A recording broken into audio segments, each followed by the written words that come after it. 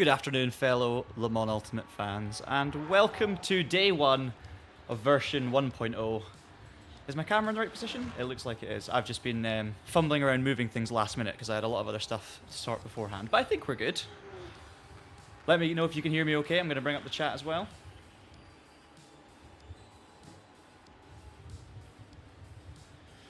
Hey everybody, welcome along. We've got Ariel there. We've got Daryl, Roy, Tom, Rich. How are you all getting on?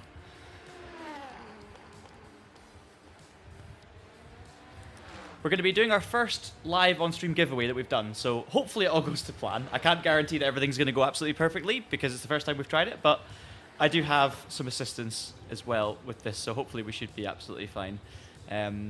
Yeah, this giveaway is basically just going to be a luck-based giveaway. For those people who enter the giveaway a little bit later on during the stream, you're going to have a chance to win a code that will access you, or grant you access to Le Mans Ultimate. So if you haven't bought the game yet, if you're swithering whether to buy it or not, if you hang on just a little bit longer, you've obviously got a chance of winning.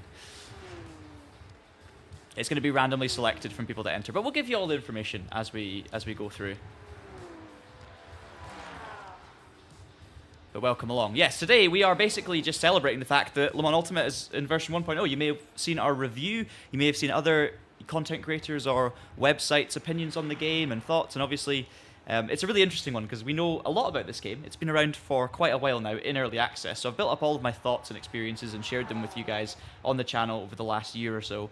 And obviously the game coming to version 1.0 gives it a slightly different perspective because now it is technically a full game. You have to judge it as a full game if you're doing like a review or something. So that's what we did the other day. We reviewed the game yesterday as a full game for someone who has never set eyes on Le Mans Ultimate before and had nothing to do with the early access, and obviously looked at it from different perspectives. Me being a sim racer who's been playing this for a long time, I obviously love this game. I love playing this game online, and I think it's got the potential to be just one of the best sim racing titles out there over the next 5 or 10 years. And to be fair, it already is for specific things. We just need that to be expanded over a few more things and a few more optimization improvements, really. I should probably show you the game, shouldn't I? Hey, Aika, welcome.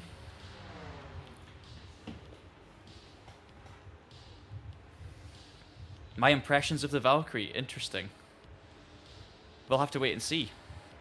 I've not actually driven it a huge amount yet, so we'll get onto all of that. What I will do, though, is get it on circuit, because the first race we're going to do here, although it won't actually let me start driving, hang on a second. The first race we're going to do here is a multi-class race around Brazil. Oh, it really won't let me...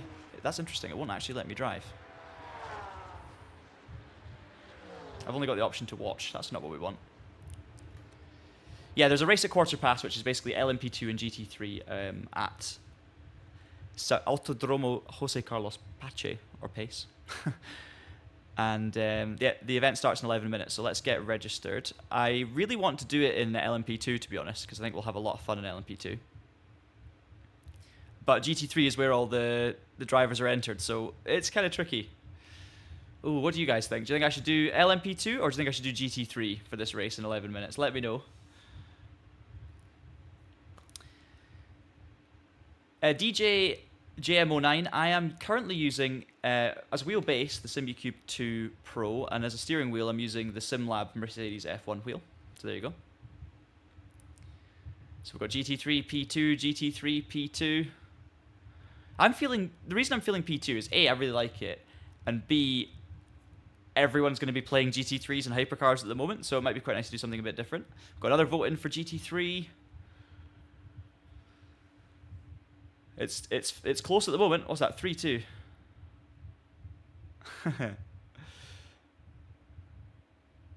I think I might do LMP2, and then we'll get into GT3 and hypercar stuff a little bit later in the stream. There's already enough people to get us an LMP2 split, but it depends how many people enter the whole game.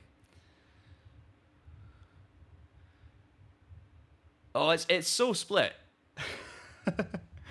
I'm gonna definitely disappoint half of you, but I have a feeling that GT3 racing is gonna happen a bit later on, whereas I have a feeling that LMP2 might just be this particular race. So you know what?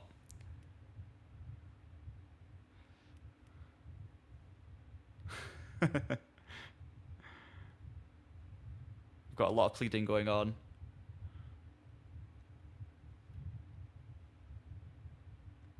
You make it so hard for me, because now I'm just going to feel guilty no matter what I do. Yeah, we're going to go with LMP2. Let's mix it up. Don't worry, guys. We'll do our GT3 racing later on. Don't you worry. I've made a executive decision that we're going to race the Panis LMP2. And I will embrace the guilt. I will. Okay, more people signed up now, so we're good. We've got decent numbers as well. Yannick's in here as well from Overtakes. That's awesome. Hopefully we'll end up in the same split with Yannick. Right, anyway, I need to practice because I've not done any laps. The usual stress. We still have absolutely nothing, Carl, about Series X and PS5 for Le Mans Ultimate. It's just PC only. We just know that they're very keen to get console versions up and running, and yeah. No more than that, I'm afraid. But as always, keep an eye on the TraxionGG website for all the latest updates when it comes to LMU and console and everything else. We're going to do the first part of our giveaway here for an LMU code after the first race. So if you guys stay tuned, we'll have our race here in Brazil, and then between this race and the second race, we're going to open up and or we're going to announce the giveaway. Maybe we'll actually open up before then, so you guys can enter throughout the stream. Brilliant. Thank you, Osley, for sorting all of that. I'm wondering, Oz, do we... I'll probably let you lead this because I'll be driving, but do you want to actually open up the giveaway entries now or early, and then we can announce and work out the winner after the first race? Do we want to do that? Just leave it open throughout the race, and we can keep... Basically, for anyone who jumps in now, they can sign up? Or is it easier to wait till later? Again, guys, it's our first time doing a giveaway on stream, so we're going to be working this out as we go along a little bit. But a big thank you to Le Mans Ultimate for giving us the codes. Yeah, we'll do it later. All right, sounds good. Sounds good. Should we do some laps?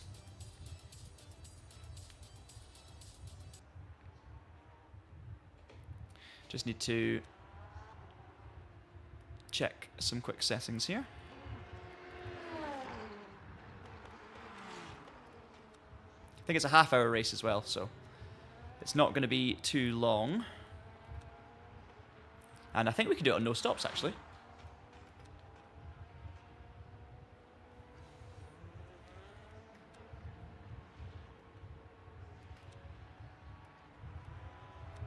Right, we've got 5 minutes, so let's do a couple of laps of practice. How are y'all feeling, though? Have you guys been trying the latest update today? Obviously, it launched at about 10 o'clock in the UK this morning, so that was 4 hours ago that we finally got this launched. You can see now we've got a timer as well. Ooh, cool tires. When the next event starts on the right, which is cool.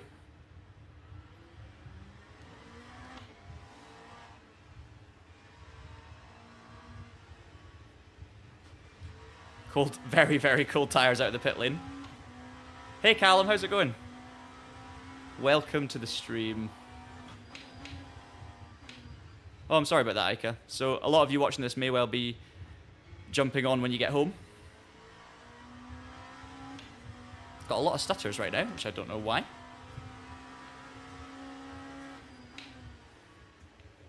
I'm running game in full screen, and I've had those stutters before when I've not been running full screen, so I did make sure it was actually set to full screen beforehand, so not quite sure what's going on now.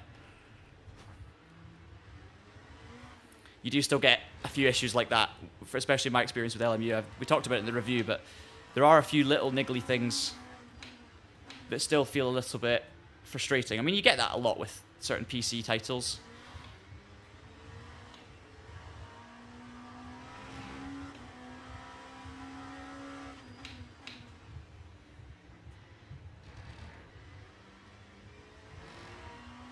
Hey Tom, how's it going? Have you been enjoying Project Cars 2?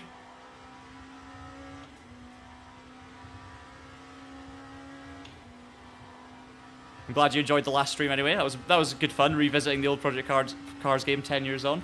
Hopefully we'll do more of that sort of stuff in the future. Oh, I don't know if you're seeing these little screen freezes, but I'm getting quite a lot of them. It's been at least 10 on this lap.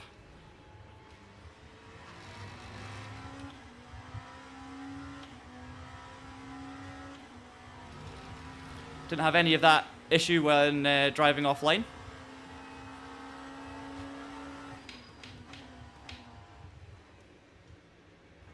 There's another one. Oh, try and stay out the way of the BMW. Or the Porsche, I should say.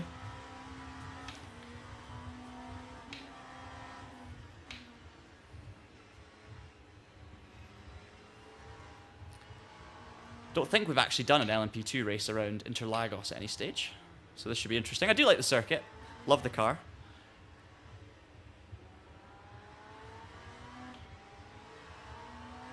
I'm just going to wait till the pit straight before getting this Porsche because I'm not on a good lap anyway. Then we'll try and get some better ones in. Yeah, it could be people joining the server. I think that's generally when you get a little spike, but 4 minutes to go to the event starts. Maybe it's people leaving, I'm not quite sure. It doesn't really feel like that many people would be leaving and joining at this very stage. So we'll get a bit of it, but it feels a little bit extreme, I would say. I should have got outside, sorry Porsche. Alright, let's see if we can get a lap in.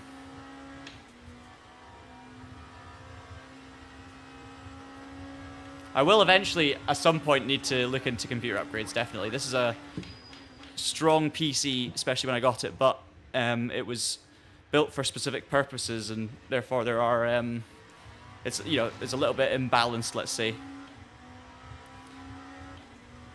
So at some point, yes, I will need to look into PC upgrades, but it's still strong.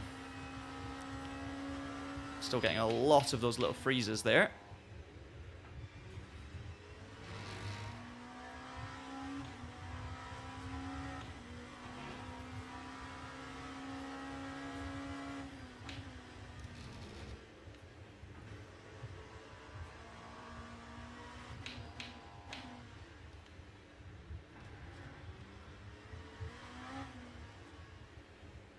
I'm really hoping once we leave this and then rejoin the next one, it'll be okay. That's the test.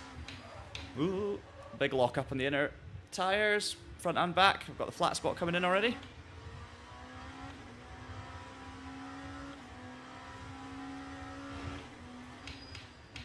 This is pretty annoying at the moment. But for those of you who've been with me for lots of LMU streams in the past, you'll know that I sometimes get these weird issues throughout early access, with the game just not quite running smoothly. But it's usually solved with a couple of, specific settings that I tend to play around with. But it's not new, let's put it that way. So we're just going to have to hope.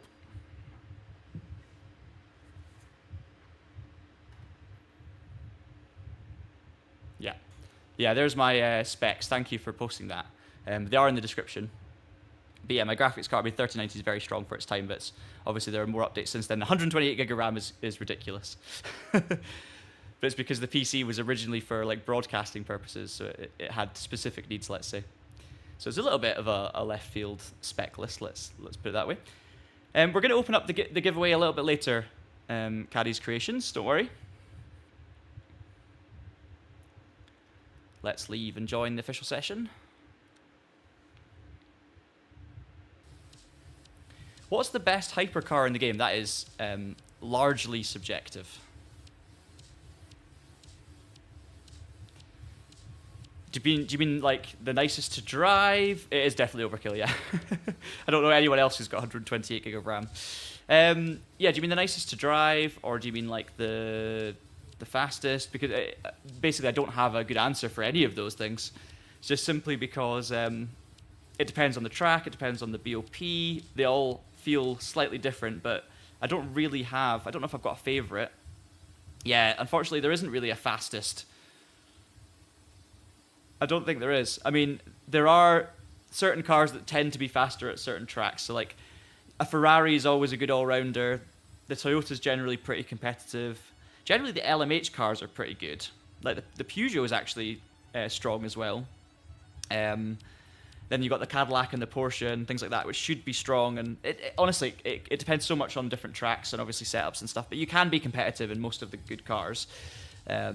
Even the Isotta sometimes is really competitive, depending on the track and the situation. So it really does depend. All right, here we go. Race starts in 2 seconds. I should be able to join. Let's see what happens.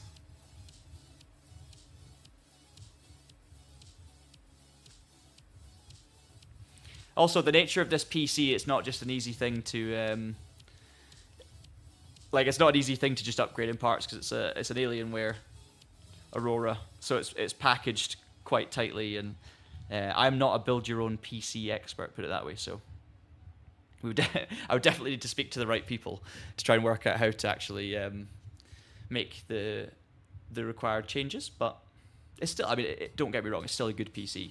It's still a very good PC, and it's still, you know, not budget level, let's say. Yeah, do it, Ika. Come on. I'm more than happy for you to come up and do that. Maybe a bit of a drive to get to Scotland. But hey, like, we don't need the strongest PC in the world for everything, because it's not necessarily realistic to just have the best of everything and then try and make content helping people understand how well it performs, for instance, because everyone's different, so it's impossible to really give a picture across the board, right? Hey, Ken Scott, welcome to the community. I see you always posting great stuff on the Discord channel. I see your name a lot. Very, very kind of you to join. Welcome to the channel. Very much appreciated. All of the support throughout is very much appreciated.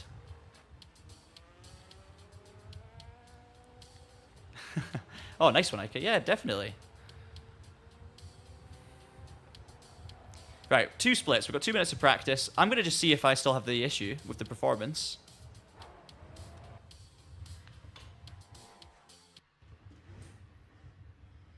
Let's see if this 1.5-minute practice session gives me similar sort of freezes.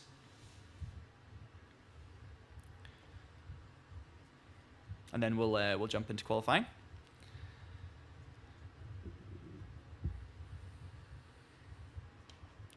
The reality is, for most of us who have played LMU for a number of months now and are not new to the game as of today, the game really hasn't changed that much. Like, obviously you can feel some subtle changes here and there. You've obviously got the addition of the Aston Martin and the Mercedes, but fundamentally it's still the same Le Mans Ultimate that it has been.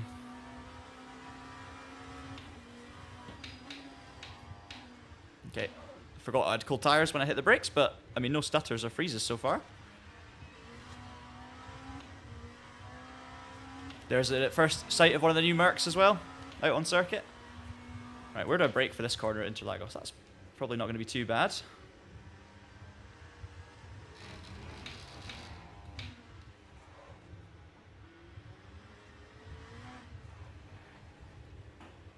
It's also multi-class racing around here is going to be interesting.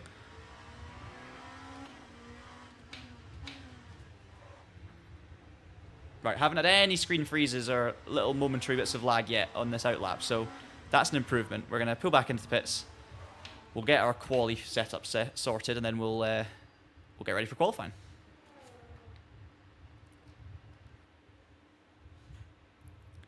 We'll keep you up to date with all things giveaway as we go through. So just a reminder, guys, that there will be a giveaway happening where we give out codes for Le Mans Ultimate, the base game. A couple of them coming later on. One of them after this first race, so we'll get to that. And Ozzy's going to be able to help us with that. I'm being told to turn up the game volume, so I will look into that.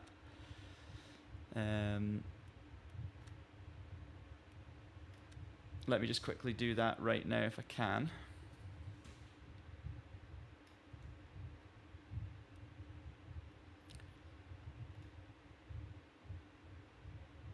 Hopefully this doesn't go too loud now. Right, we'll see how that is. Let me know how the game volume is now, Osley. Once we get out. I could probably turn it up a little bit more as well. Oh, hang on. Bringing up the comments, and now I need to click back on because it's all to do with like windowed mode and full screen. So now I'm just stationary in the pit lane. Right, here we go. Hopefully this will come back for you guys. There we are. I am running full screen mode just to try and eliminate some of the small issues I've had in the past with running borderless and windowed mode. So forgive me if at points when I have to bring up if I change the audio, for example, then I have to bring up the chat for the stream. I may have to do a bit of clicking it on and off, and it takes a little bit of time. So, right, how's that? Hopefully the sound's a bit better now.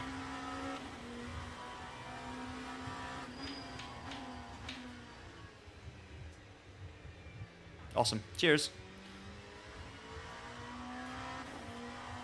I see DC is here as well. I'm glad you can get some vicarious LMU enjoyment through the stream. 30 race sprint race around here is going to be fun. I mean, it's going to be competitive. We're in the top split. Got a little bit of an issue with a sticky throttle, I'm noticing as well, which is new.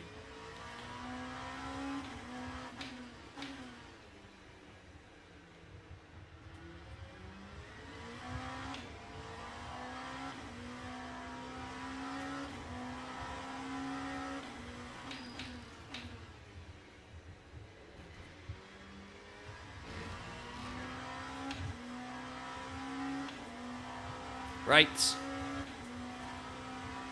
A few laps of qualifying.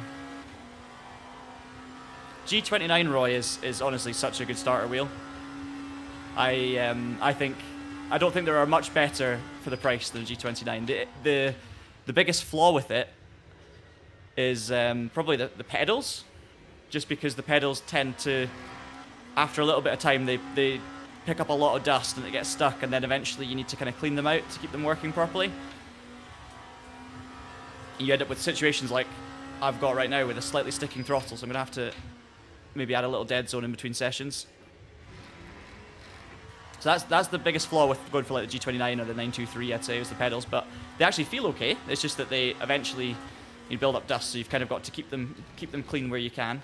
But other than that, I just think that's such a good wheel. Brilliant place to start, even today, and they still sell them. You can still buy a G29 new from Logitech, which is awesome.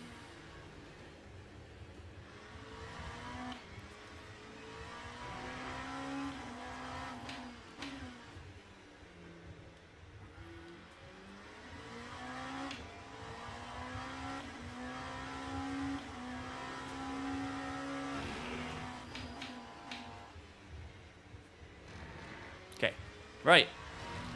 4.5 minutes. We're going to do our first kind of little banker lap here. Don't think it's going to be very competitive.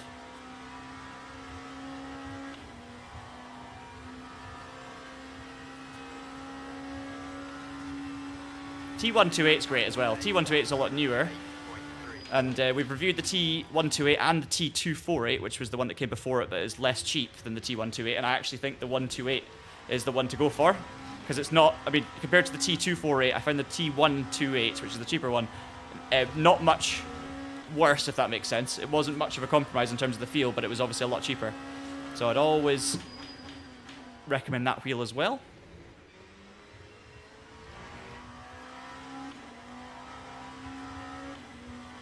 But we might actually have a video coming on that subject fairly soon, so do keep an eye out for that if you're looking into getting your first wheel and pedal set, let's say.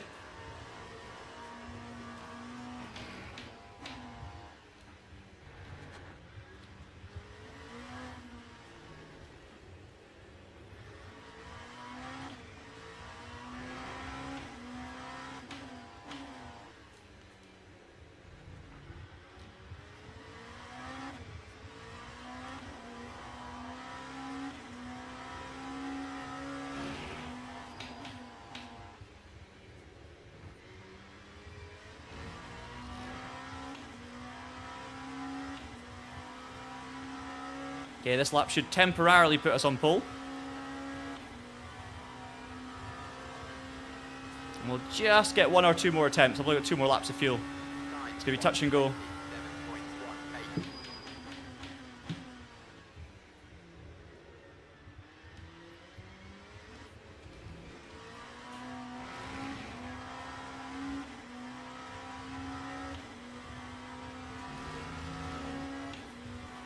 Get my fans on as well. It's still boiling.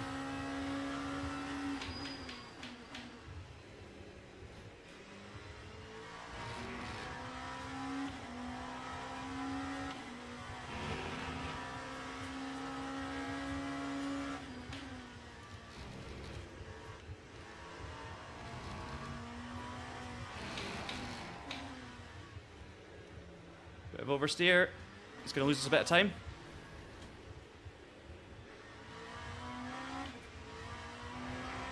Got someone right on our tail now for pole as well. Unfortunately, we lost about a 1/10 and a half with the oversteer there. Of course, it's going to be a great race, though.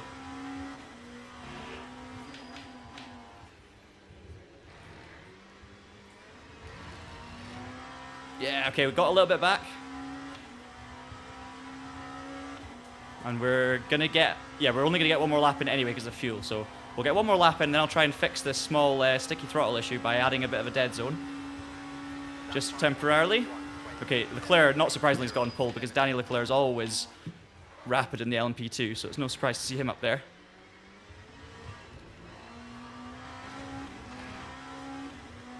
Maybe we can get a little closer.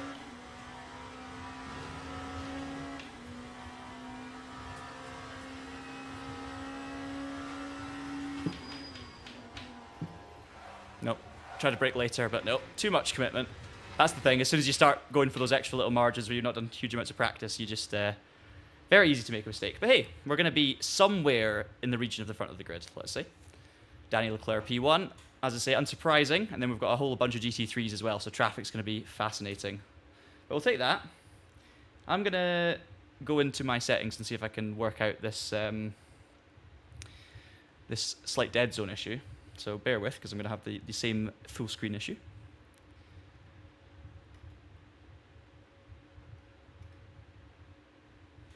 Hopefully we can do it before the race gets underway. It's just a little bit sticky, is the issue. It's not quite returning to 0. I've had this, it's a small issue. I've had it before, I know how to fix it, but I don't have time to do a proper fix right now, and it's only just happened, unfortunately. So you guys can't see this right now, but I'm just in the Simucube software trying to solve it. Right, let's see if that does the trick. We will see. We will see. Let me have a quick glance through these comments then, while I can, because as I say, when I'm on the actual on circuit or in the game, I can't really scroll up, so I'll definitely miss some of this stuff unless I'm seeing everything. Oh, you're in South Africa now, David. That's awesome. Hope you're enjoying it over there. I know you were very excited, so that's great. We've got rid of our lag issue, which is good. We've got no screen drops. Love that. Have I tested VR optimization on the 1.0 release? Diogo, I haven't personally, but my colleague Ross has. So you can check out the article on the Traxion website, but he's done a little bit of testing and it's not really changed much, basically. The VR seems very similar to what it was pre-1.0 release. It's definitely getting there. It's not bad. It's pretty good, but there's still a way to go is essentially it, Diogo. So, yeah, continues to be a work in progress, but it's really not that bad at the moment. You know, compared to where it was at the start as well, it's come a long way, which is great. But yeah, it's not my area of expertise on this game, unfortunately. I've not actually tried this game much in VR at all, so I'm relying on other people.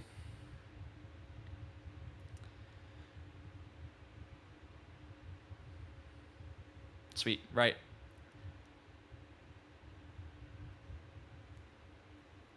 Oh, nice one, James.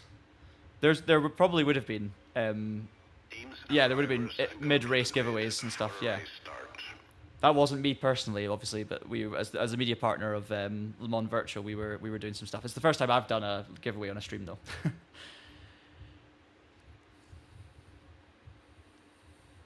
Better put some fuel in the car, eh? So I know you guys can't see this right now. I think we'll be able to do this race on no stops, which is cool. It's just half an hour, so it should be a straight fight.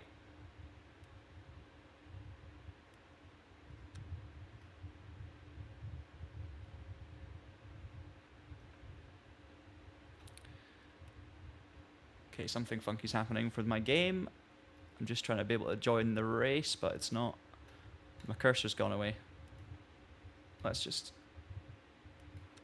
Right, I managed to click start drive. All right, I think we're good. My cursor disappeared. I couldn't check to see if I've got new tires or not. Oh, and I'm in the wrong car. Hang on. Hang on a minute. What's going on? The cursor's back. Okay, whew. That was sketchy. That was very sketchy. So yeah, I don't know if I'm on brand new tires. Didn't have time to check. Basically, the cursor disappeared. Formation lab has started. Right, we're underway. The cursor disappeared, so I couldn't click back on the car setup menu in time to check that I'd got new tires.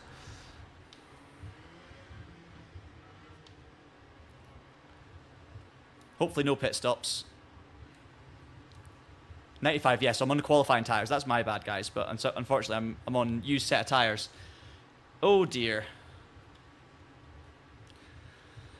That's really annoying, but we'll cope. We're just 5% down. It's like, you know, yeah, basically it was a race monitor, Stephen. So because my cursor wasn't working, I had no idea what, I must have clicked on someone else's name and then clicked drive while I was viewing them and not myself. I didn't even know you could do that. So, yeah, we're on the back foot slightly, but hey, we're just going to have some fun. First race on 1.0, LMP2 stuff's all exciting. There'll be information about the giveaway coming up in the chat a little bit later on, so keep an eye out for that, and we'll do our first one after this race. We're driving the LMP2, Tim, but it's multi-class, so we'll be up against GT3s when we come to lap them. Very cloudy.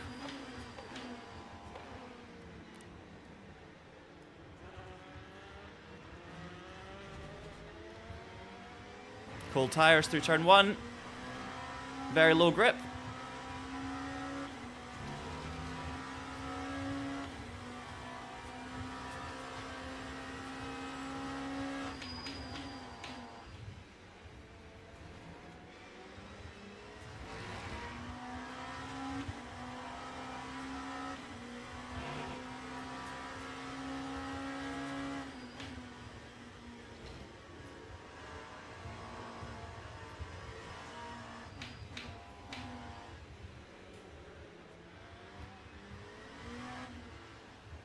Yellow flags. Must be for the cars towards the back.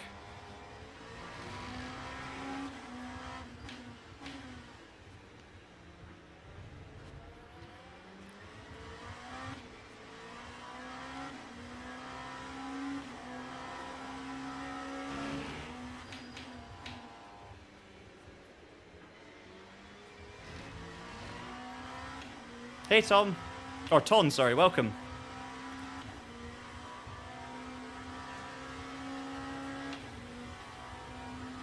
I may also, because of my... Oh, now that's a force feedback issue there. I don't know if you saw that, but the force feedback went funky there. That is something that happens to me sometimes. Doesn't tend to happen that often in online races. But basically, as I'm driving down the straight there, I suddenly get these oscillations in force feedback. So just, again, little subtle performance issues just dropping in and out here. Which is not the first time I've experienced them, but that's definitely not, let's say, solved for 1.0. It's not changed in that sense. I'm still getting these little niggles here and there, which is obviously just, you know, I won't be the only one, but obviously it's not for everyone either. Some people it's perfect. I get similar force feedback oscillations when I suffer from that kind of dramatic performance issue that you will have seen in the review if you've watched it, where when I try and do a full grid race at Le Mans offline, what also happens is the force feedback does like oscillate a little bit in that situation, and that's kind of, oh, there's it again. Same thing's happening now. It's like, it seems to be a sort of related issue, or it feels similar anyway. So if it happens at the wrong moment, it will put me in the wall, unfortunately. But let's just try and, oh, there we go again. You'll suddenly see me start kind of unnaturally wobbling the wheel at strange moments, and that tends to be when it happens, but you can feel it quite clearly.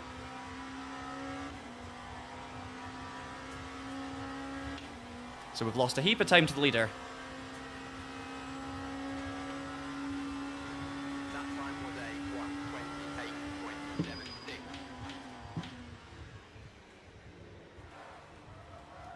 1:28.76. Oh. Struggling for grip.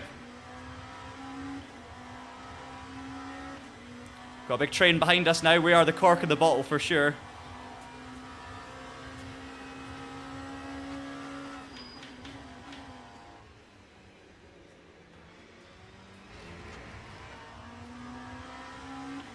Gotta try and stay calm and find the rhythm.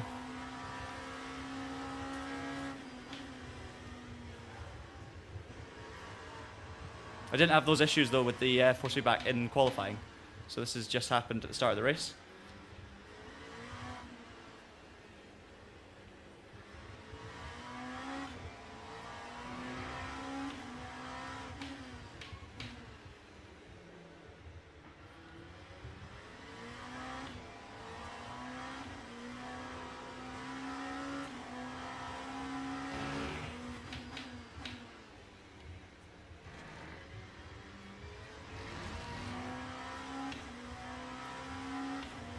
Leclerc is gone. We'll see you later.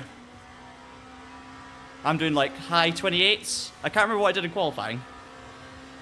But we're on obviously heavier fuel, the accidental used tyres, and then along with that issue, we're just dropping a long, long way back.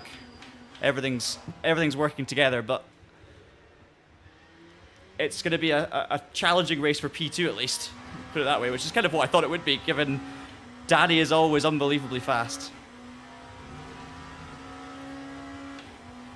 Hey, morning, Matthias. How's it going?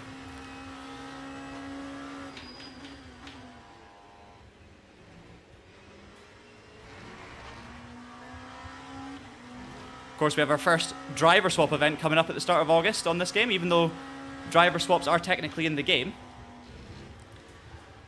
We've not actually seen a public driver swap event yet, so I'm really looking forward to giving that a go. And I'm sure that, well, the plan is anyway for us to stream that. So make sure you catch that one or give it a go yourselves, and it'll be good fun. I think it's the 1st and 2nd of August. All the information's on the LMU socials. Although, ooh, oversteer. No, I'm going to spin it. Just same thing as what happened a little bit earlier in qualifying. Just the rear very, very light.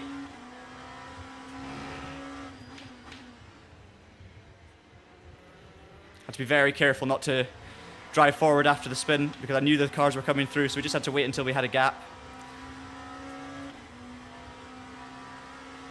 Right, try and get back into the rhythm now, P6.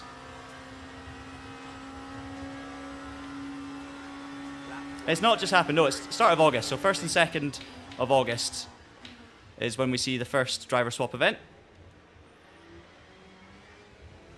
So it's not happened yet. Obviously they'll be testing it privately, but first public event anyway. So obviously it's a bit strange to have like version 1.0 of the game with driver swaps, but no one's ever been able to do a driver swap event yet. But at the end of the day, it's, you know, oh, there's a weird issue again.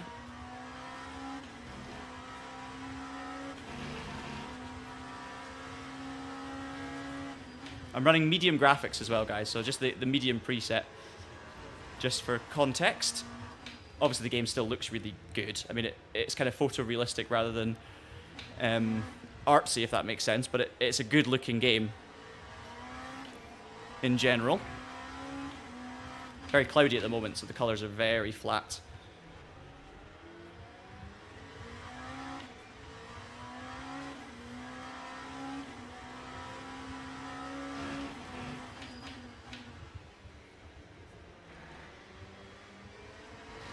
Okay, catching up slowly with P5, so let's see if we can settle down here, find some rhythm, find some pace, and then there it is again. You can actually see, I don't know if you can see that on the stream, but see there when my force feedback goes a bit funky, the cars in front, they do start kind of rubber banding ever so slightly, and I don't know how well it's coming across on the stream in terms of how you see it, but I can just about tell when I'm driving, when that force feedback issue starts happening, I can see the car in front juddering a little bit, like backwards and forwards, which is exactly, you know, it's a similar issue anyway, but a much less extreme than what I found with very specific scenarios on single player. So interesting.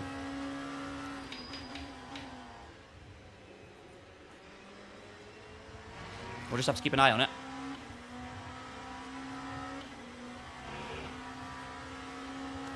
First GT3 traffic as well, just up the road.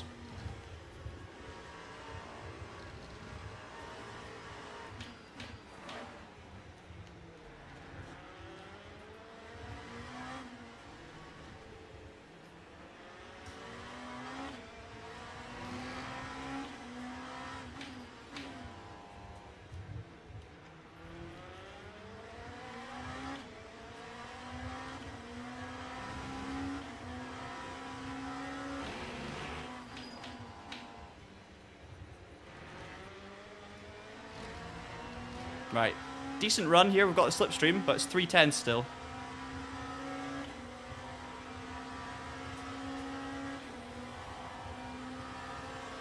The FFB on version 1.0 feels good to me. The FFB's always been good with Le Mans Ultimate. I don't think there's been any, you know, major changes in that front, in my personal opinion, from the limited testing we've done so far. It just still feels really good. The GT3 cars feel pretty heavy and weighty. The hypercars and the prototypes, I don't think feel much different at all, if any. I mean, it's not I've not perceived a difference really.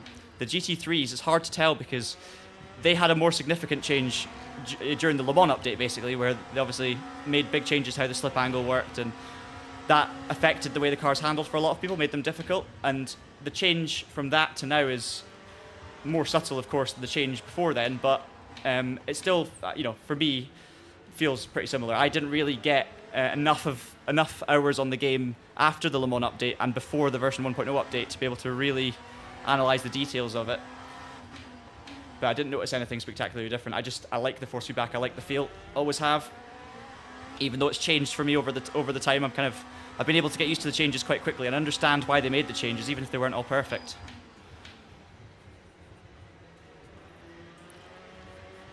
This is fun. Dicing through traffic. Don't quite have an overlap though. Or do we? Yes, we do.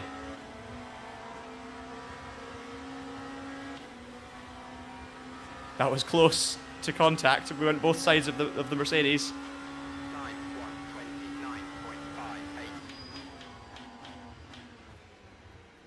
But move is done. Let's see if we can hold on through here. A bit of understeer through the first corner. Remembering we're on slightly worn tyres, which was my fault, but...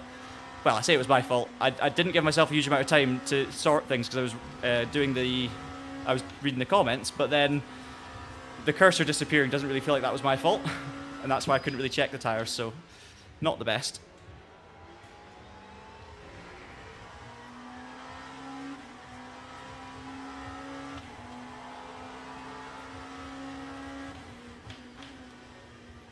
Right, P5 though, eyes on P4 now. The code giveaways are coming later, don't worry. So we're going to do one code giveaway after the first race. So after this race is finished, in 18 minutes, we'll open up the first code giveaway.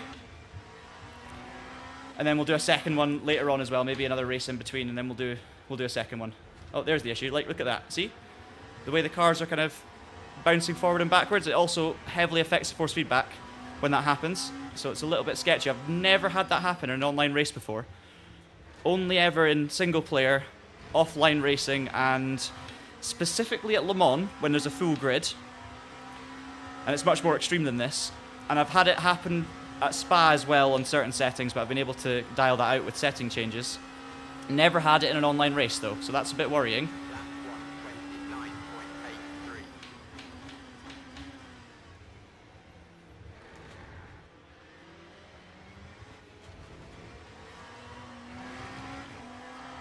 I'm really hoping that whatever this issue is, that you're able to... I'm hoping that they'll find a fix for it, basically. Like, it's possibly related to something on my end and my PC. Well, it must be because it's not happening to other people, but it doesn't happen in any other games. So, or I've never seen it happen in other games. There's quite an extreme example again.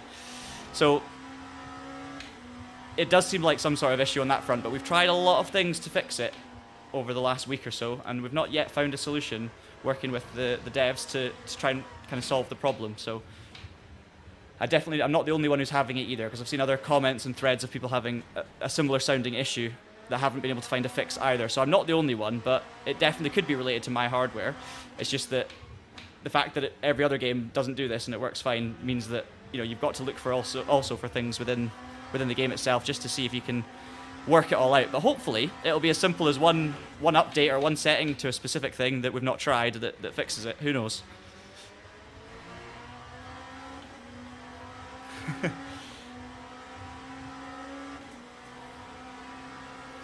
I wonder if anyone else watching this has actually had problems like this. I don't think it's caused by ping bitter solution, because it's exactly what happens offline. So I don't think it's ping related. Never seen it happen at Interlagos. I've never seen it happen online. But hey, I'm still able to have a good race right now. That is obviously debilitating when it happens, but I'm still 4/10 off of P4. Just got to try and keep calm and make sure that it doesn't, Oh, yeah, that. You just need to make sure I don't crash into someone when it's happening, but that's not always easy.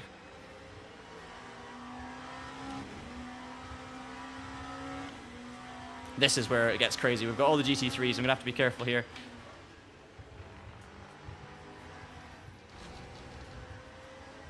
And it's not a good track for overtaking traffic, I would say.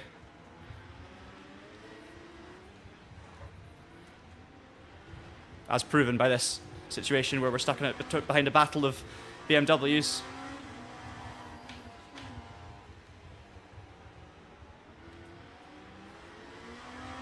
I had nowhere really to get through there easily, so I'm just going to lose a bit of time, and it's fine.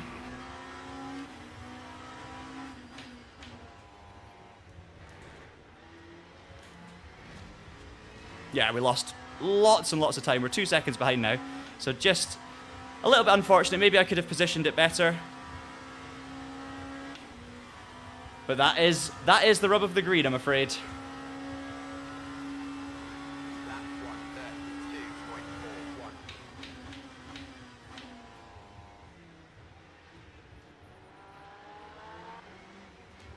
I mean, it could be something like server overload, but again, it doesn't feel in any way to me related to the fact that it's an online race. So I don't think internet has anything to do with it, to be honest.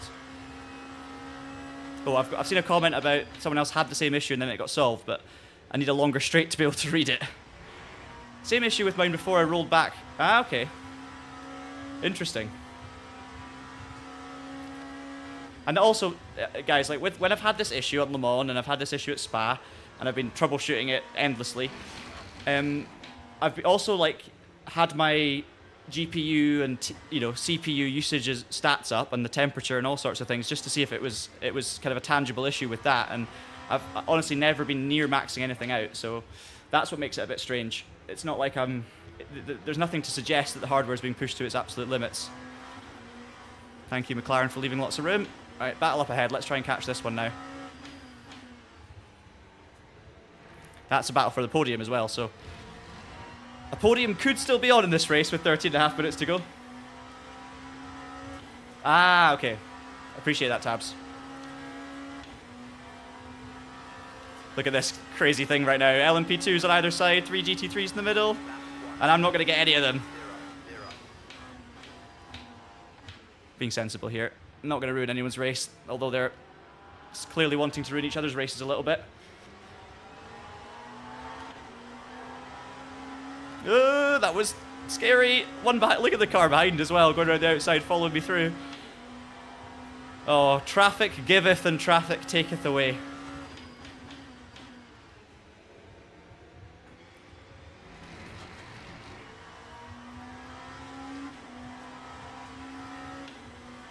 This is going to be really awkward as well.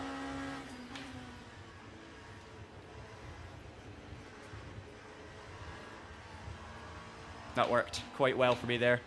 Went around the outside of the beamer just to not cause any collisions at the apex, and then the other one got held up a little as well. I love these multi-class races so much.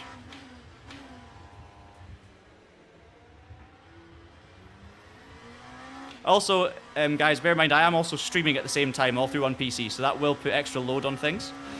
Obviously, the issues I've talked about before are not happening when streaming, and they happen when I'm not capturing, etc. But when just for what you're seeing right now, be aware that there are extra loads on my PC and things, and on the game that there wouldn't normally be if you're not streaming.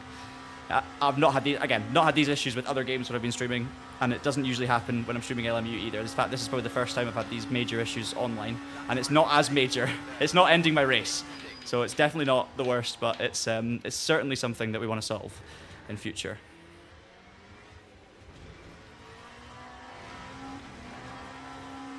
Right, we've lost gap to the P3 and 4. 11 minutes to go.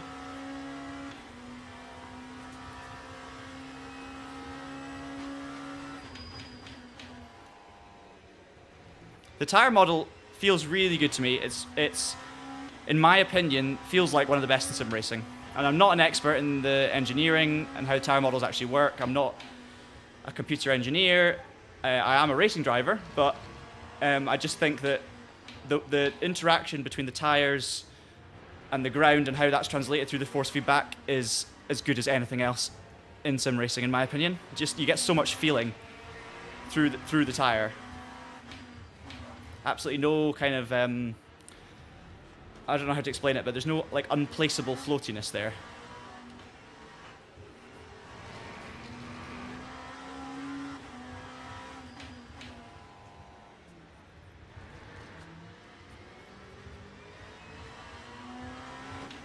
Right, Wow, so many GT3s to get through.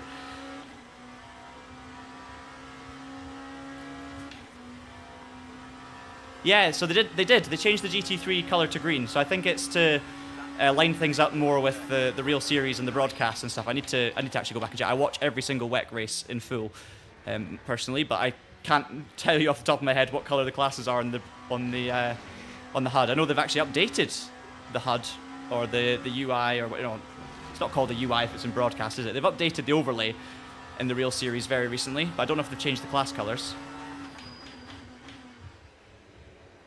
Or whether it was always like that. Oh, that's bad. Get away with it though. I think LM or GT3's always been green.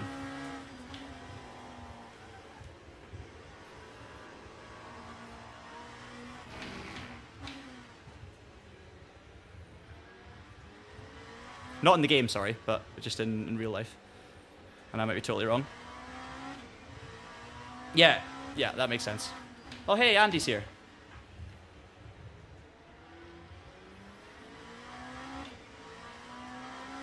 I'm not picking the best sector of circuit to be reading comments. Honestly, Interlagos is relentless. There's nowhere where it's straight. The only bit is between turn 2 and the corner after it. Yeah, this is GT3 though, not GTE.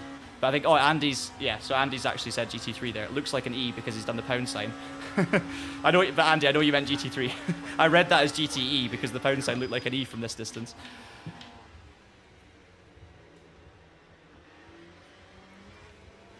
Fourth place still potentially on the cards if we can get through. When we're not in traffic, it's tantalizing. It's just a case of whether you gain or lose. Yes, bitter solution. Absolutely, they're similar. Oh, okay, that was really not good. So I don't know how much of that came across, but I didn't do anything different there. I just suddenly started getting a stutter on the way into the braking zone, and everything went haywire.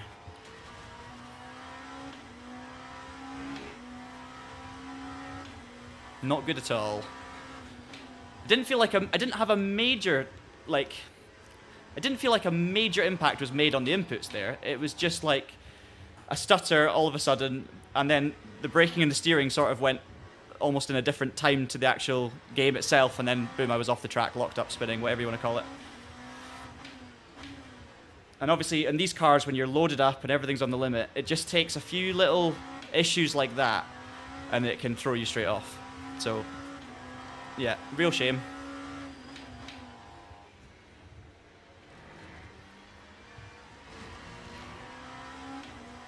I can't put any blame on the spin earlier on the game at all. The first spin was 100% on me, but that one there was definitely something funky happening just as I went into the braking zone.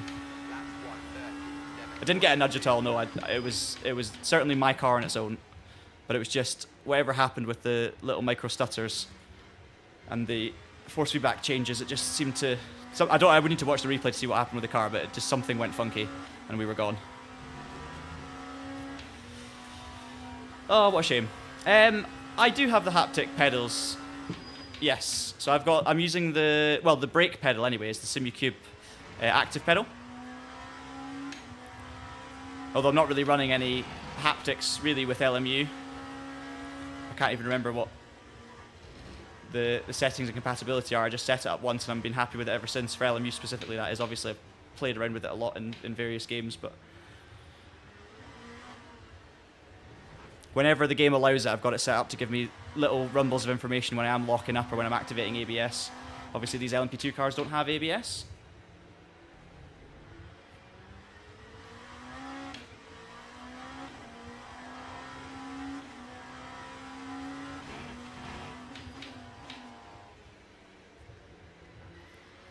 Been a bit of a shame this race, though, because I think we could have been in a great fight for the podium, and instead we find ourselves in 8th. But don't worry, guys, because there's going to be a giveaway soon. One of you is going to be, or a couple of you by the end of the stream are going to be very happy, hopefully.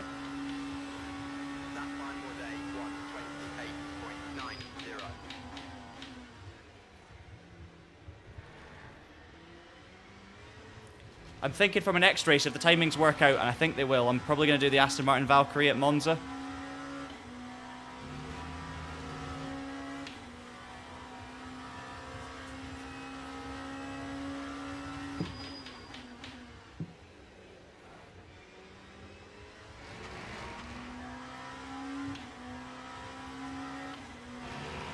Got another lapped car, 19th in GT3. Oh, that was a bit of a freeze.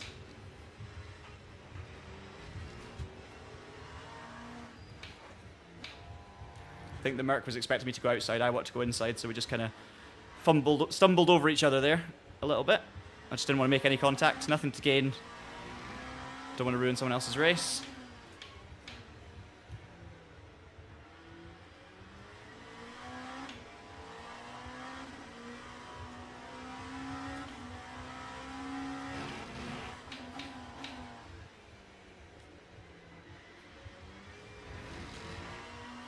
I've definitely noticed though in the few races I've done since the Le Mans update, not version 1.0 update. This is obviously the first race online, but I've made more like unforced errors since the tyre model was changed in the GT3, and obviously the first spin in this race was an unforced error to a degree, not the second one.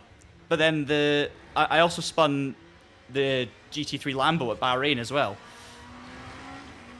which was a lot of people struggled with. The rear end of the GT3s after the update caught me out as well. So I've had a bit of an inconsistent run of race results lately, let's put it that way. I saw someone ask about Dune Hill Climb as well, whether I'm doing Dune in September. I have an entry for it already, or I have a free entry, which I won, and I would love to do Dune. But our car is probably not going to be ready, unfortunately. So we're hoping to be out for more of the season. But our car's still not finished, so I don't think I'll be driving it Dune. However, depending on how things work out with the dates and other stuff, there's a chance I might be there anyway, either commentary or just at the event to say hello to folk. Are you going to be there as well? Was it Kuro?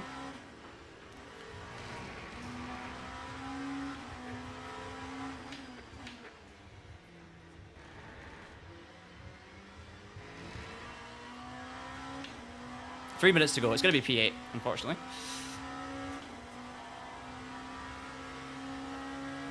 Yeah, up the Dune Hill and then Dune the Hill. Yeah, exactly. 100%. Hey, Steve. How's it going? Long time no see.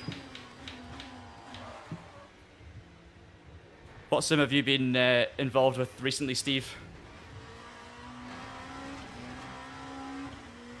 It's been a long time since I've really been playing a lot of ACC.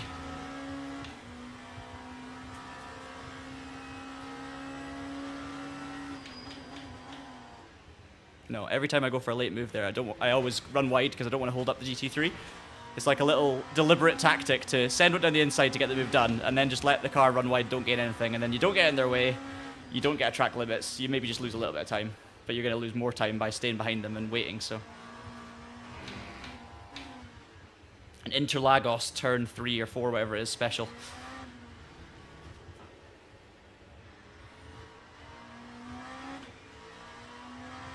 Is the game worth it for the standard edition? It depends on your perspective, Casper. If you're a sim racer who enjoys the hardcore stuff that's realistic with a steering wheel and pedals, 100% the standard base game of this is so worth it, because you can still do most of the online racing. There are some, of course, tracks that are in rotation that are DLC, but every single class of car has has base game content available, so you can basically join every different car class online. You just can't race on every single track, but it's 100% worth it. If you're looking for an offline experience, then it's a different story. You have to be okay with, at the moment anyway, just like race weekends and no championship or career mode structure, no kind of extra game modes other than the co-op, asynchronous co-op. So it totally depends on what you want, Casper. But Quick Stelly disagrees. Let me know why, or with what specific bits. Of course, not everyone is going to agree. Welcome, Mark, as well. How's it going?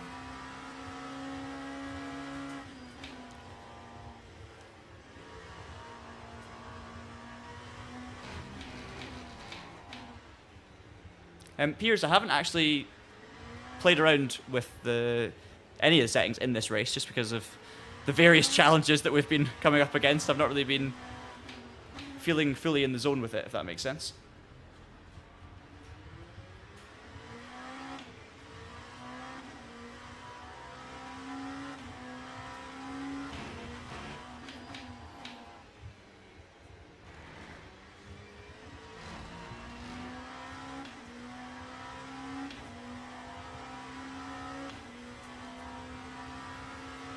The thing is, Andre, I think a lot of people do want to play offline. Like, I think a lot of people that play online and watch online racing and, you know, have friends that play online just want to play online, and that makes complete sense. But there are a lot of people out there who are maybe less vocal and maybe less kind of involved in the communities, of course, because they're playing offline. But there are a lot of people out there that play racing games for offline. Not most people that watch this channel and watch sim racing content, less so, let's say.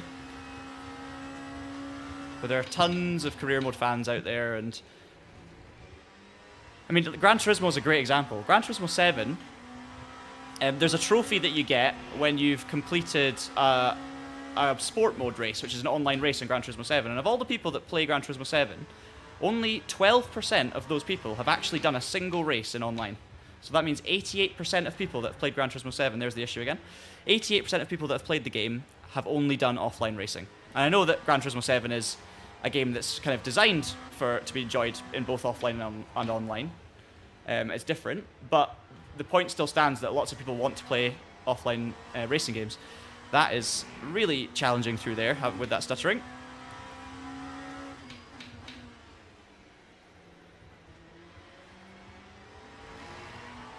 Anyway, final lap of the race. I know the thing is, LMU's clearly not LMU's not designed to be focused on the single player. They are adding career mode, and that might be amazing. And that, you know, I think having that will obviously elevate this for everyone else that doesn't like online racing. But LMU's clearly not designed to please everyone. It's designed to be focused on multiplayer racing, because that's the thing they got right straight away. But it is the official game of the World Endurance Championship. It's not a sim platform. If that makes sense. It is, essentially, but it's marketed and intended as the official game of the World Endurance Championship. So lots of kids that watch the World Endurance Championship, that watch Le Mans and are interested in sports cars, that, you know, they're going to want to play this game, and they're not all going to be racing online as well. So there we go. But it's like, the thing is, I love these discussions. You know, that it's totally normal for people to disagree and have different opinions, because everyone has different preferences and different things that they find important.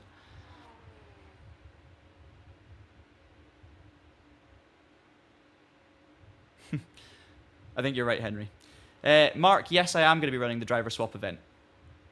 That is the plan. On the Friday. We're hopefully going to do streaming as well, Mark. So, yeah, really looking forward to it. Should be good.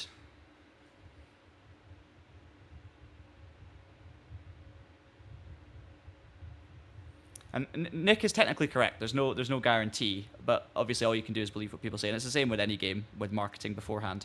But knowing the guys at Motorsport Games that have been working on this game, having spoken to Stephen Hood and the developers and everything, I know that they're not, you know, unless it shuts down tomorrow, those things are, you know, are very much being worked on in the pipeline, and there's a lot of great people working very hard to bring them. So it will be great.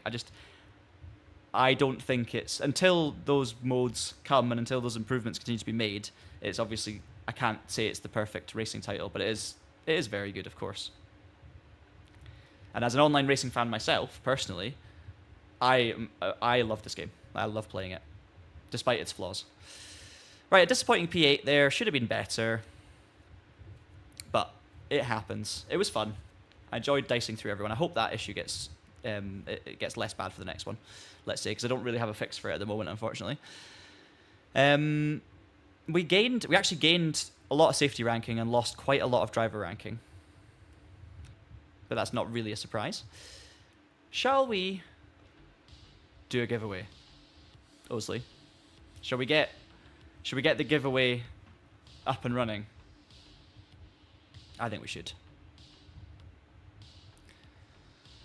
Next race I'm going to do is probably going to be the Aston Martin Valkyrie race. Hello. Here he is. Shall we get the giveaway underway? Let's do it. So, do we need to? So basically, do we need to start it first, or is it just a case of giving people the comment to leave and that's it? Yep. So I'm about to put a comment in the chat. If you put in that code, then you'll be entered into the giveaway. Brilliant. So, Osley's going to leave a comment, and all you need to do is comment with the same text to have your name put into a giveaway. Now, this is going to essentially be randomized, so everyone who enters this giveaway is going to be put into a randomizer. It's going to be done automatically, and we will see one random name pulled out, and the winner receives a code. So there you see it, !LMU for your chance to win a Steam code for Le Mans Ultimate. Skellingtor's here, welcome. There it is. So !LMU for your chance to win a code. Lots of you very, very keen, which is great to see. Don't think I've ever seen the chat move that fast. I'm not Jimmy Broadbent. Great stuff. Great stuff. So as I say, if you don't win this first one, do not worry. There's going to be a second one coming up later on. And we're going to leave this open for a little while. And then we're going to, I think we'll, should we say around about 10 minutes, Oz? And then we'll call it before the next race. Yep. Sounds so good. I'll do a timer for 10 minutes right now. I'll put it on my phone, actually. Excellent. So we've already got, by the looks of it, 90 plus 100 entries. So we currently have 98. But every single time it's going up. Excellent. I don't need to give you the instructions because you can see it in the chat there. !LMU. Or !Archie Gamble if you're Ross. So you only need to type it in once, and if you've only typed it in once, you'll be entered. So don't worry about spamming it at all. Yeah, you cannot enter more than once if that makes sense. You can write more than once, but it will only take one entry for each person. Good luck to everyone. And this code it's a Steam code, so you can activate it via Steam. It doesn't include the DLC or anything, so it's just the base game, but obviously that is enough to very much get you up and running with LMU, see how much you enjoy it, give you a chance to play online, offline, whatever it is, with the new Aston Martin Valkyrie, with the Mercedes-AMG. And then if you're a big fan of the game, you can invest in DLC in the future. So it's good.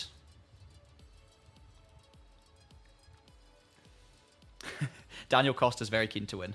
Do you guys have any other questions about the game, about the review? And I will do my best to answer them. Do you think the new Ferrari suspension for the weekend will improve their performance? I have no idea. I have no idea. We'll have to wait and see.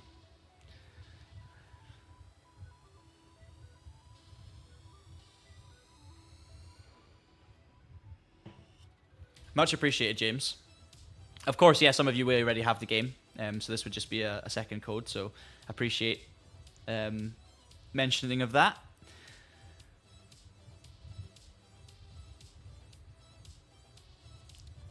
I haven't seen any in terms of graphic performance tweaks, Renovatio, personally.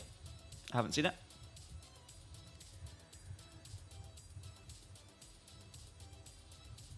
Are they actually going to bring it to consoles, or should we give up on the dream?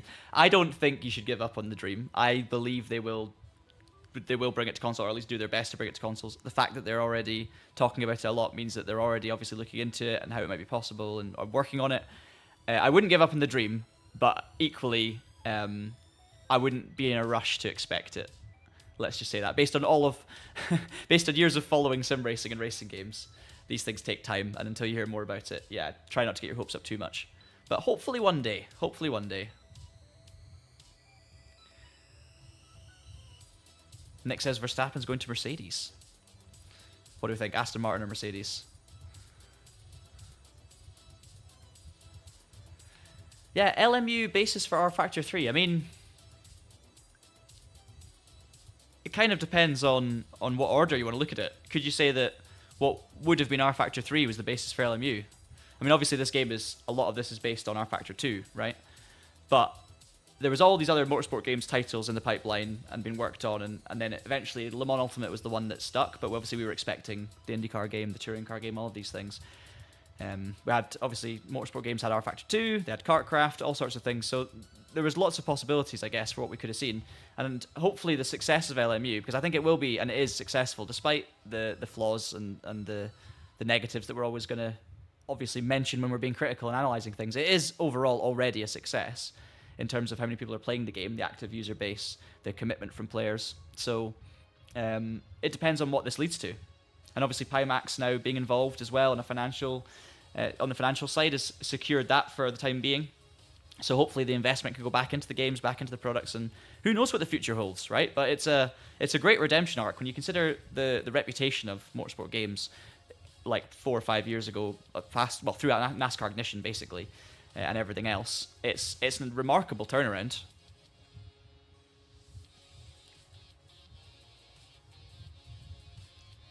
Loads and loads of entries coming through. How many entries are we up to now, Oz?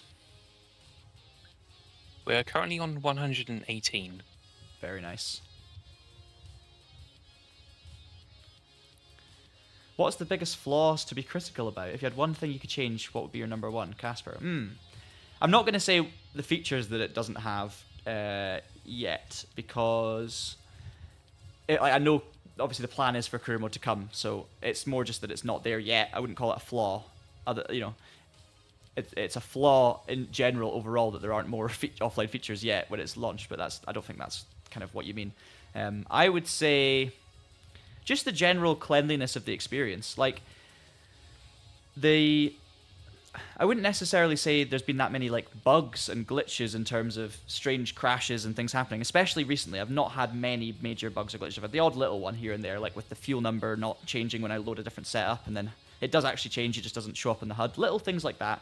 But for me, it's that kind of performance inconsistency where there are occasions where the game's just not quite running right. And like in that last race, for example, that did ruin my race to a degree. I'd already affected my race myself, but I would have had a much better, cleaner race if I had solid performance and everything was working well. So I'd say general performance optimization and cleanliness is probably the biggest negative for me at the moment. And obviously then the game becomes a better game when there's more features, right?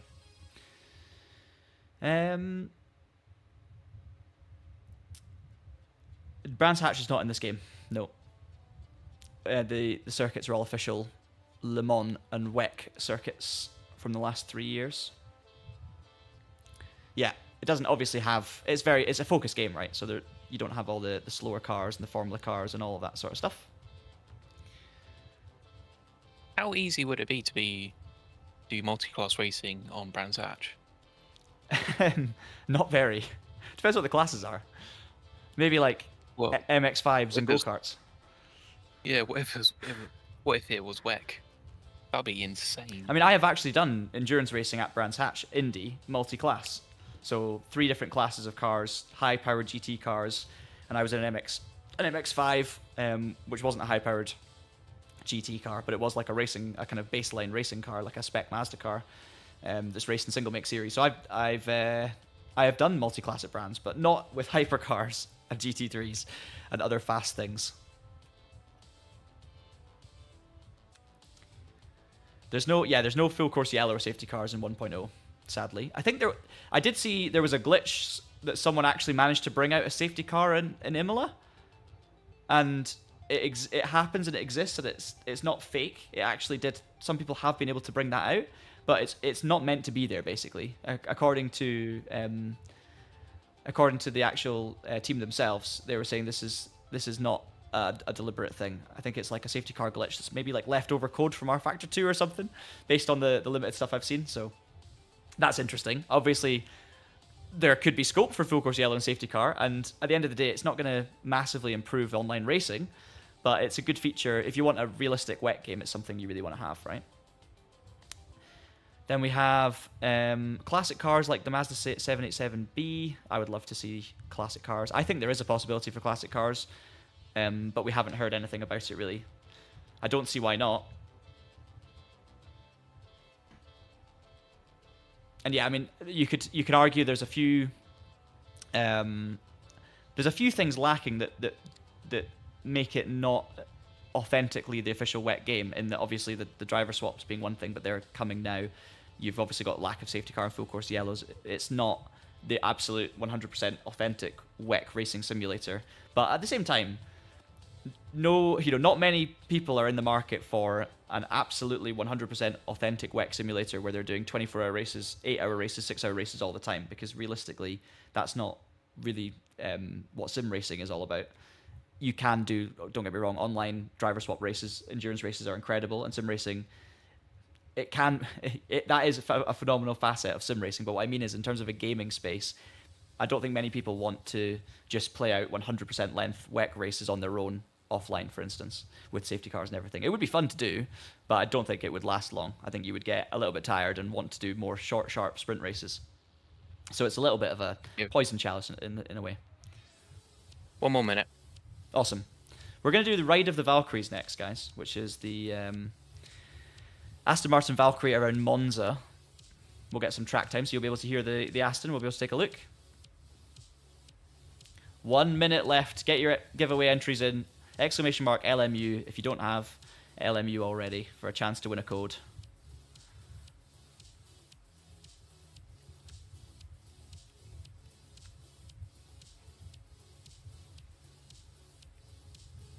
Yeah, that is a reasonable argument, Miguel.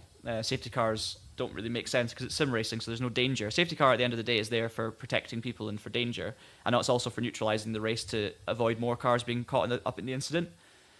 So having a safety car in sim racing is good for immersion and making it realistic. I actually really like full course yellows on ovals and iRacing. I think it makes a huge difference to how fun the races are, and it gives you a chance to apply strategy, because obviously a big part of strategy in racing is pitting under safety cars and things like that. So from a strategy point of view, safety cars are very important. From a keeping the race flowing perspective and a safety perspective, obviously it's irrelevant because it's sim racing. So it's less of a priority in sim racing than real life, but I still like the idea of having it as an option. There we go. Giveaway's done, and we have a winner, and it is Miguel. Well done, Miguel. Sorry, Wet Block and Mightia, you were just too late to enter, but there is a second giveaway coming up later in the stream, so keep your eyes peeled for that. We'll do that after the next race, if we find a good gap. If not, after the third race. Let's see. But Miguel, congratulations, you are the winner. If you are still in the chat, Miguel, please do leave us a message. Just let us know if there's somewhere, if you have a social media channel or something that we can reach out to you to make sure that you get your code correctly and we know it's you. So there he is. Hello. Right, Miguel, do you have something we can contact, like a social media account name or something that you're comfortable putting on here, so we can get in touch with you and get you that code? And if not, we'll work out another way to get it to you.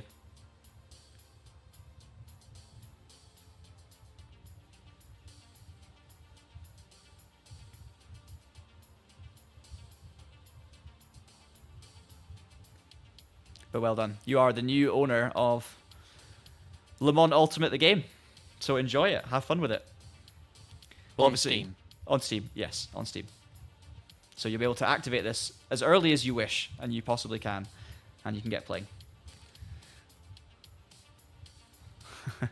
Lemon Ultimate, indeed.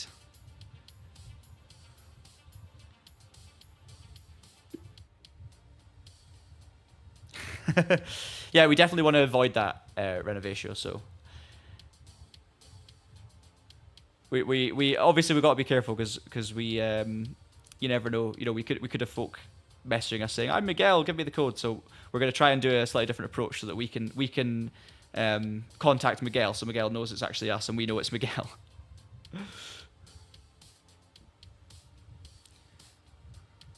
I'm going to just get loading up into the Valkyrie practice session as well, so we can get on with the V12s and we can get back to some racing action. I don't know if I'm actually... Oh, no, I'm registered. It's all good.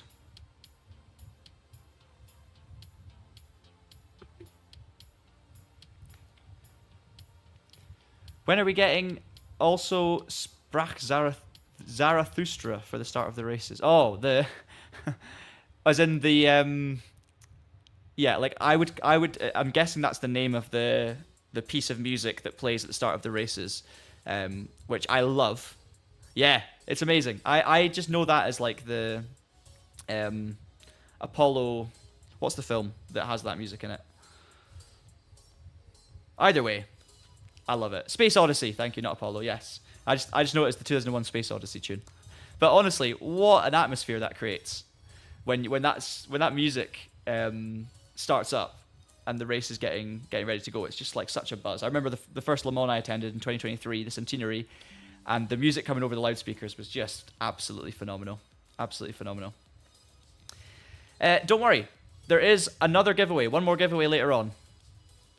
So keep your eyes peeled. And then, even if you don't win the next giveaway, we're actually going to have another giveaway over on our X, or Twitter, let's be honest, page. So if you follow us on X, you can also, in the coming days, see another LMU code giveaway. But we've got one more on the YouTube stream today as well. So if you stick around, we'll open up the next one after the next race, and one of you could have yourselves Le Mans Ultimate. There you go. Oh, and you can hear the Valkyrie now. Hey Nino, how do you feel about Le Mans 1.0? I just got here. I mean, it's not changed much since pre 1.0. There are no new features really. There are, of course, new cars, which we'll drive in literally just a second. In fact, we'll start. I mute my mic by mistake. We'll start driving now.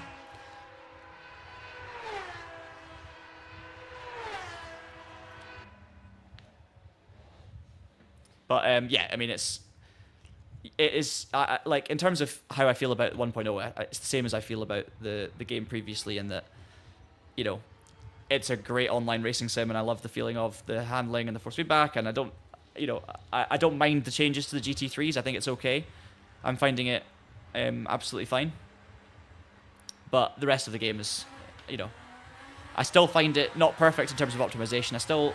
I'm finding some weird performance issues in certain specific scenarios. And obviously it still lacks lots of offline features for people who care about offline racing, which are a lot of people, even though a lot of people watching the stream will maybe only care about online racing. So that's kind of where I stand with it. Still just a great sim with lots of potential. I don't really think it feels like a true 1.0 yet, but it's great. And I think once career mode's added, and if things can be continued to be improved in terms of stability and in terms of optimization, then yeah, it's going to be one of the best sims for many years to come. Now, I'm getting big freezes on this one. Big freezes. So what don't you get about it, Stu? Do you not like the feeling of it? This is I'm suffering from the freezes that I suffered from in the last online session now, which I didn't suffer from in the race. That was a different problem, but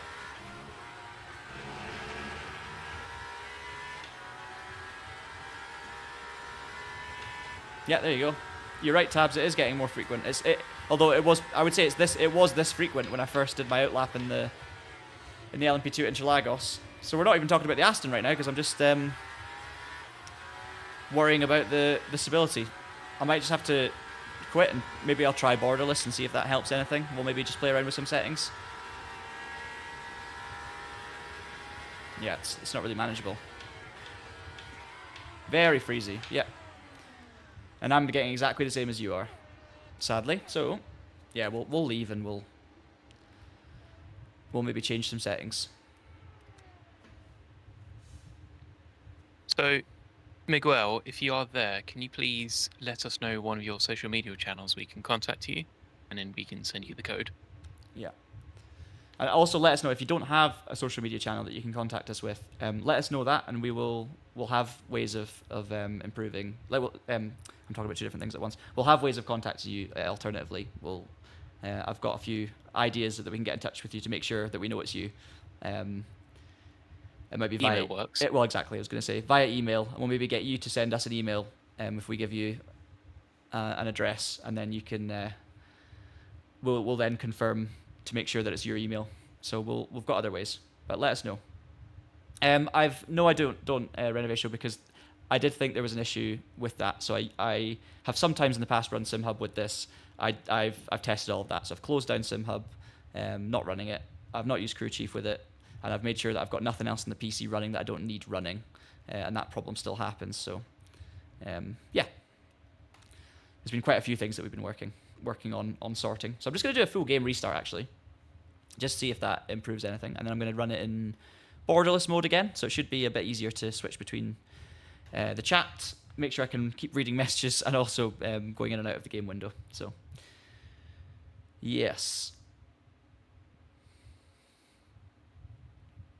See, Fogbound Turtle, that freezing issue that I'm happening right now, that I'm suffering from right now, that is an issue that I haven't really had offline. So I think you might be right in that it's an online related issue, the actual freezing as I'm driving along, the kind of micro stutter. But then the thing I was having in the last race where you were seeing the force feedback was going funky, but what you could probably see is the cars in front kind of juddering backwards and forwards. That is something that isn't related to online, because it's something that's only ever happened in the past offline. So there's a few different issues going on, essentially. So we're just going to get this game relaunched, get it all working, and we'll try again.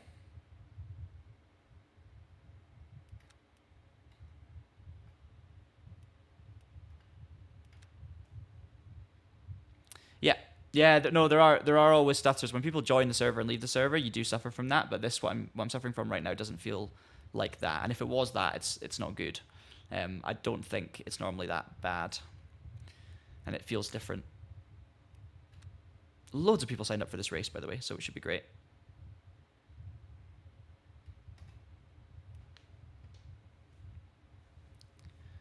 Right, and it's Monza Curva Grande as well, so we're flat through turn 1. No chicane, makes it a little bit more exciting. Seven Wick asks, which sim racing game would you recommend for beginners that need to learn racecraft? A game with good AI opponents. On PC? Or Race Room is exactly what I was going to say. The AI aren't perfect on Race Room. They're a little bit unnatural with how they drive. But I mean, finding perfect AI is not really something that's possible anyway. AI is good for Race Room. And the cars on Race Room are nice to drive. It's a really good introductory sim, I would say. Something like AMS2 is really good as well, although there are some really tricky cars for beginners as well. For learning racecraft, online racing is obviously where you will learn a lot of racecraft, but I get, like, you want to learn how to race AI cars first. And there's so many different games that you can race against AI and learn the basics. Assetto Corsa, that's cool. You've learned the tracks in Assetto Corsa. Assetto Corsa AI is not known for being the best. It's a little bit railroady and just not very natural, and it's not really improved much even with AC Evo. ACC is actually better for AI than both Assetto Corsa and Assetto Corsa Evo. But yeah, AMS2, Race Room, 100%. Look into those. Race Room is actually, a lot of content's free to play at the moment for like a month, so get on board. Much appreciated, Davidson. That's very kind of you to say. I mean, obviously, everyone is completely entitled to have different opinions, and it depends on what perspective. So if there are people that aren't, complaining about the same stuff that we've complained about in our review, that's also fine, because it might not affect them. So like the fact that career mode and things aren't finished, or there isn't a career mode yet, and there are still lots of things that need added, that, for some people that won't care about that, it's also a completely reasonable opinion to have that doesn't matter and the game's amazing. But we're trying to look at it, obviously, from a fully rounded perspective, from, anyone sitting in there, or anyone walking into a shop on the high street and seeing Le Mans Ultimate as a video game option on the shelf for PC. I know that's not quite how the world works as much anymore these days, but really it's just a case of, how is this game as a gaming experience for everybody? And it's going to be different for different people, but yeah, I think you have to acknowledge that it's not a fully finished game like we would associate with a fully finished game in the past. It is a kind of working hardcore sim, but not a game that you would buy in a shop and think was a fully complete experience. Hopefully that makes some sort of sense.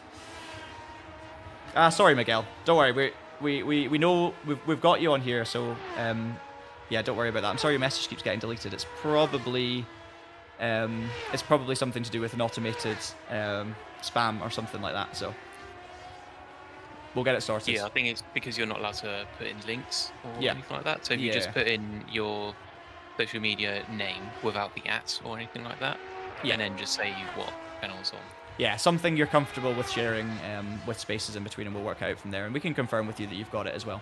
So don't worry. Are you able to do the contacting, Osley, once we get Miguel's details? Yep, all good. Brilliant. Right. Well, we're going to try driving again and I'll- see if we freeze. I'll mute myself and then I'll come back later on. Awesome. Thank you, Oz. No worries. So there will be one more giveaway. Don't forget later on, either after this race or if we, depending on how this race goes and what else we're doing, if there's enough time, we'll it'll be later on the stream anyway. Right. Okay, perfect. Thanks, Miguel. We will be in touch. Osley specifically will be in touch, and we will get that code over to you as soon as possible.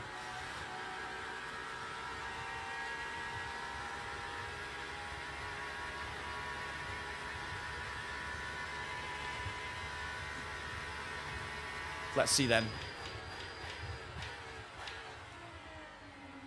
First lap out of the pits in the Valkyrie. No little stutters so far.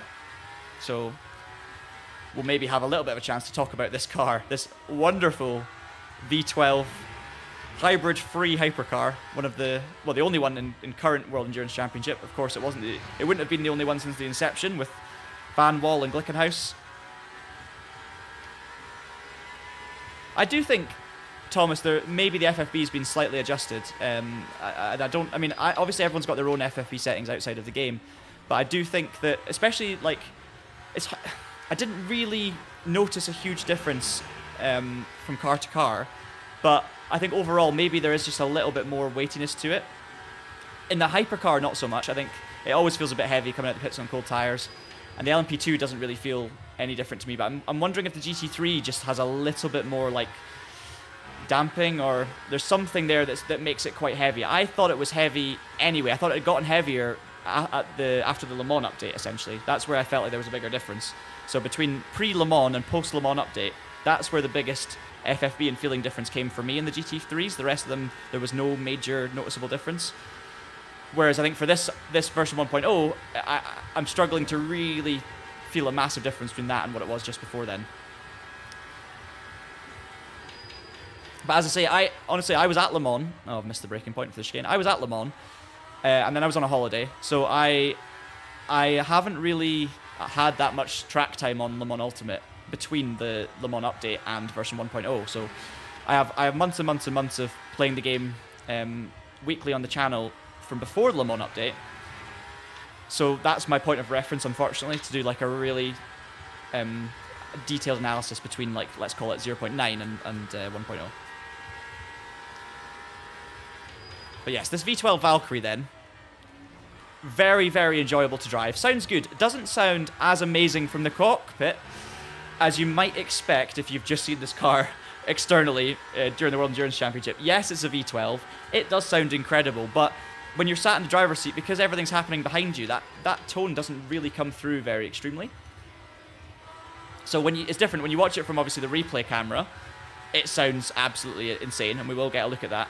But from the cockpit, I wouldn't even say it sounds super V12-y, if that makes sense. It almost, I'd say there are other cars in the game that this almost sounds similar to, like maybe the Ferrari or the Peugeot. Like, it's not, but it is, if that makes sense. It feels as close to those sounds in LMU as a V12 in real life.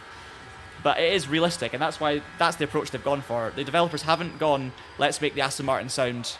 I'm definitely breaking too late there every time. They haven't gone for the approach of, let's make it sound as incredible as we possibly can. They've gone for the approach of, let's make it sound realistic and authentic. And for anyone following me, following the car behind, obviously if we get into a battle later, you will hear the V12 from the other cars around you. And I do actually respect the decision there to focus on realism rather than just the kind of dream V12, because every other car is focused on realism, and it would be a bit silly to just change that for the Aston Martin, So I fully respect it. They know that some people are going to be maybe a little bit disappointed that it doesn't scream at you when you're driving it, but it's all good. I don't know, Davidson. I don't know personally. There are a number of reasons why they could have done that. It's obviously. I always said before the game turned to version 1.0, that we were getting closer to 1.0. So if you aim as an online hardcore sim racing platform without anything else, and you're not really worried about how it comes across as a game compared to other games, then it was pretty much there, or almost ready for version 1.0. Other than maybe some optimization stuff which will continue to be done. It's only not ready for version 1.0. Oh my goodness, I've done it again, but the car behind me has gone into the back of me, so it's fine. Yeah, that really needs to brake very early for the chicane, and do you know what it is? It's because every time I get there and I'm thinking about something else, I'm forgetting that it's Curva Grande braking point, so of course it's going to be earlier, and the car behind me was even worse. Multitasking, we'll get there. So yeah, like, I think, Davidson, it could have been just because it's been in early access for a while. It could have been just a natural point. They've obviously been working on the 1.0 version for a while now, which would have slightly differed from the public version at some point, you know, down the line. But yes, they could have obviously waited until career mode was added.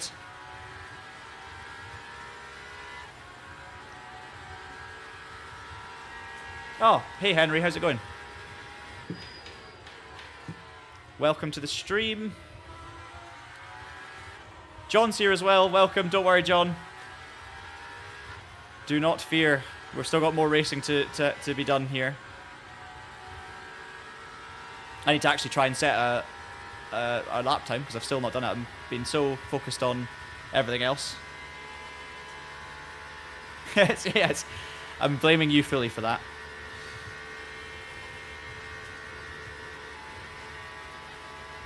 There's a reason why I would never live stream an effective Q&A from inside a real car cockpit. Hey, look, I remembered.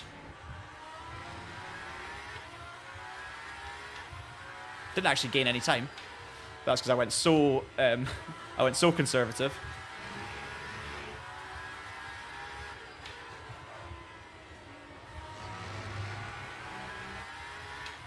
We'll see if we can actually set a decent lap time as well in a minute. Is it possible to remove the virtual mirror? Yes, it is, Samuel. Just a button click. Can't remember what button off the top of my head, but one of the numbered buttons, or the F keys, I think it's one of the numbered buttons. And I think you can also remove it in the settings as well, by clicking on the menu rather than just a button on the keyboard.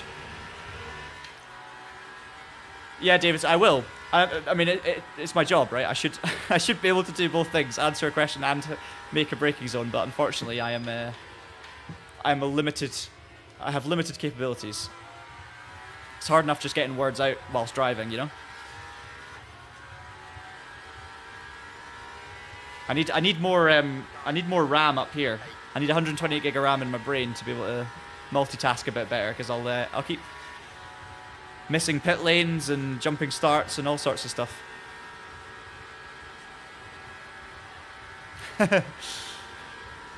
Hey, it's all fun.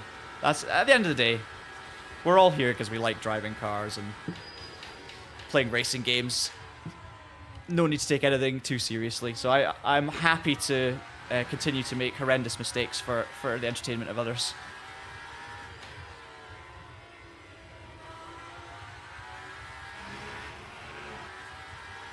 The car's feeling slightly, doesn't feel quite straight, but I've got no visible damage on the little HUD. It doesn't, maybe it's psychological. I obviously got hit in the rear by the other car, but I don't think it's done anything.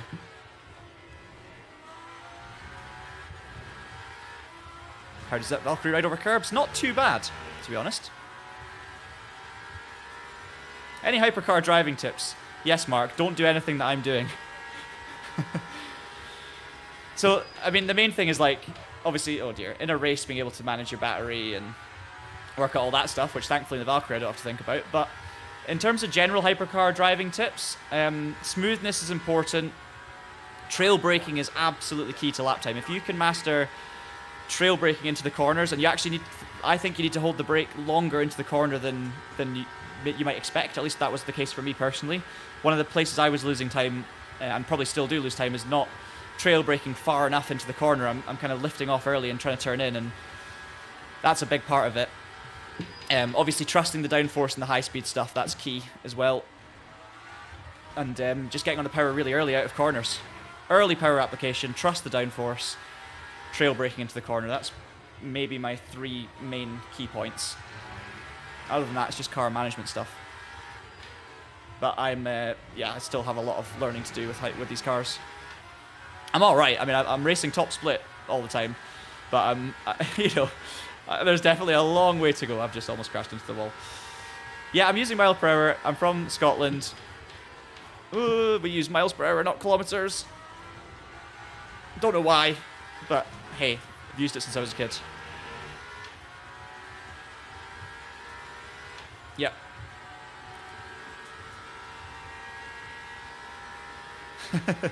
See the comment about Aston Martin drivers live streaming.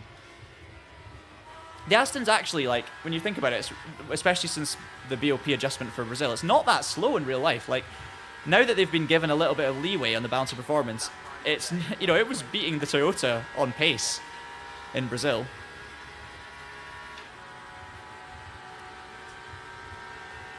It's not a bad car. It's and you're talking about like 1 or 2 seconds a lap difference between the different, you know, cars in the hypercar class. And when you think about that over a full lap, 1 or 2 seconds, or in somewhere like Spa, for instance, is nothing. So obviously, when you think of the Aston, you think of like a kind of back marker. But reality is, the drivers are getting it around there at almost as fast lap times as the Ferrari, you know. And it handles really nice on LMU. It's fixed setup this race, but it feels really natural. Like, the mistakes I've been making is because I'm missing my braking point, not because of the car. Like, through the Lesmos, it's really, really planted. I can get the power on early. It's balanced. I've got grip. It's a little bit understeery, maybe compared to some of the others. A little bit less on the nose. But it's very, like, I would say of the hypercars, it's actually one of the more neutral to drive, maybe, let's say. It doesn't react too well to big bumps like that. But not many of them do. Very normal, Phil, for you to be suffering from lockups. That's just, yeah, ABS and the braking is... There you go, I just locked up a little bit for demonstration. It's very, very easy to lock up these cars. You've got to make sure the battery's not full, because that can cause brake imbalance as well. So you've got to manage your electricity. Right. Okay, 27.5. We're getting a little closer to this particular practice session. So, but I know there's more there. I want to show you a replay.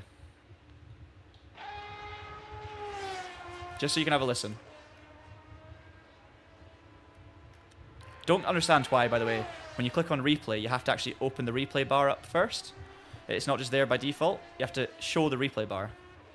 All right, let's go for a video here. I'll turn the volume up.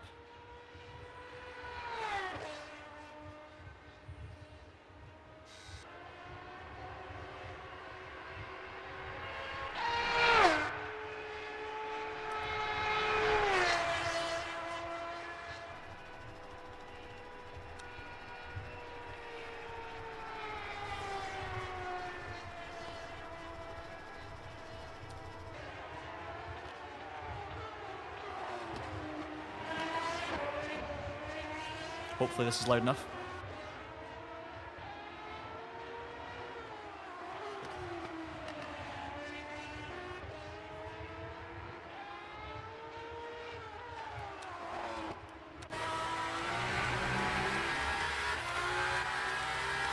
Oh. There it is.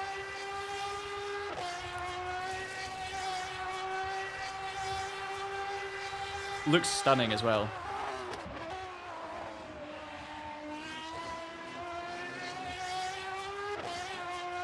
Sensational overrun sound.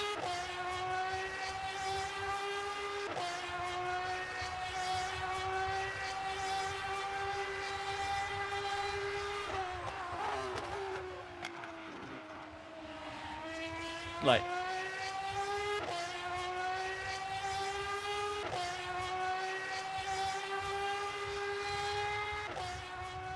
There you go. Amazing. So again, not necessarily super spectacular from the cockpit, but outside of the cockpit, yeah, sensational. Fiduci's Racing. Are you in the stream, Gianmarco? One of my favorite esports drivers. Don't know if we'll be in the same split. Yes, so you can. There are lots of buttons you can map for replays. I've not really got them mapped at the moment because I'm on a sim. I've got my Logitech portable keyboardy thing, and I've got less buttons. And yeah, on likes of R Factor 2, you could do all of that. So I got used to doing that because I actually was involved in the production as part of obviously Traxion being a media partner of the Le Mans Virtual Series. One of my roles was actually involved in the production of Le Mans Virtual Series. I was on camera operation for the rounds of the championship, and I was on replay stuff and highlights and things. So I definitely had a good play around with a lot of the buttons you could on R Factor 2 for like holding the car when it drove past and holding a camera angle and zooming in and out and all of these kind of things, like moving the camera to get a good shot of the marshal waving the flag. And then I knew you'd be in here, Gianmarco. That's not the only reason I was nice about you. And yeah, I got kind of used to that with R Factor 2, and obviously a lot of that stuff's carried over to Le Mans Ultimate, right? So it's good to have those options, but I don't have them. I think I do have them assigned somewhere, but I don't have them memorized, let's say. No, unfortunately not Ton. It's just the Monza, the full GP layout of Monza, and the version without the chicane, the first chicane. So the Curva Grande layout. Okay, interestingly, I've joined the event, and this seems to have frozen on this page, which is not very nice. So we'll have to wait and see.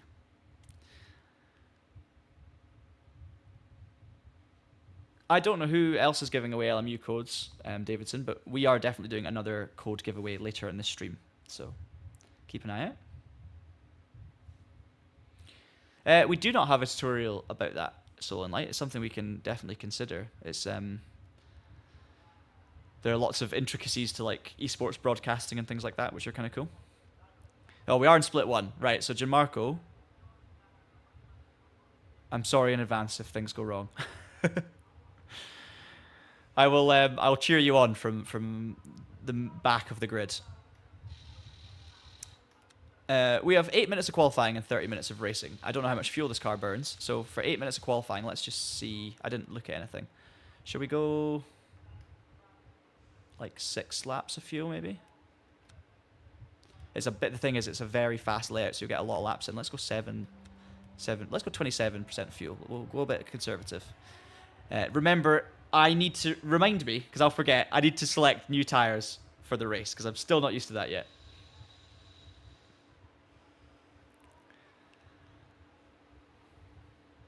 Yes, gaming therapy 100% is easy to find online races at any time in LMU. I mean, I've been streaming this game on and off on the channel, and I did a series, Road to Gold series, for many months now.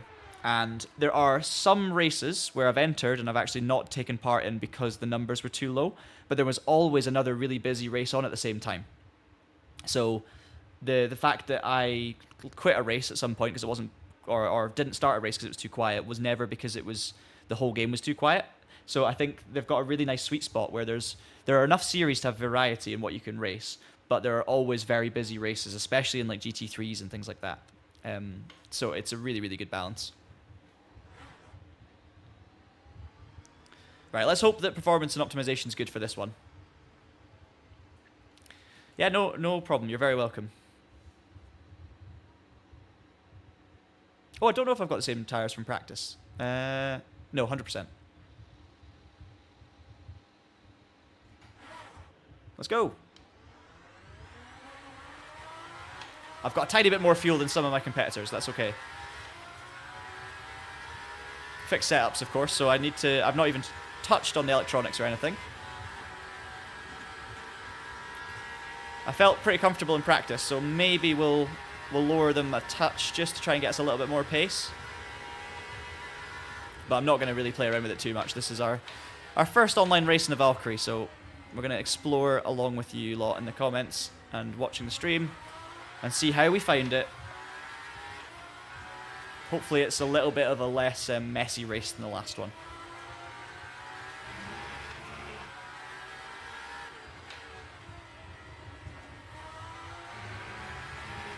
Car feels really nice out of the pits. Cold tires, yes, but it doesn't feel like it's going to bite you at any moment.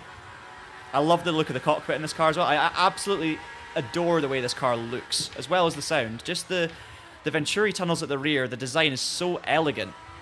and it's like so purposeful, and the car kind of sits up at the rear, and it looks different. You know, when I was at Le Mans, very lucky to be at Le Mans this year, and the car really stands out versus everything else, not just in terms of sounds and color, but even just the visual aspects of it. It is, of course, the only hypercar or LMDH car that's based on a real existing road-going car, let's say, road legal car. Porsche or someone is now doing a 963 road car, but that's obviously different because that's derived from the race car. It's not the opposite way around. Right. Let's see.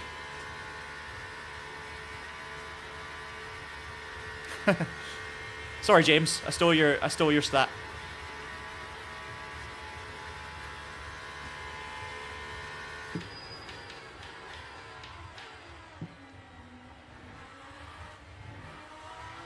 Beautiful handling through the chicane. Really, really manageable. I'm not pushing the limits of pace. Not there yet, but handling-wise, good. Fiduci's about to stick it on pole.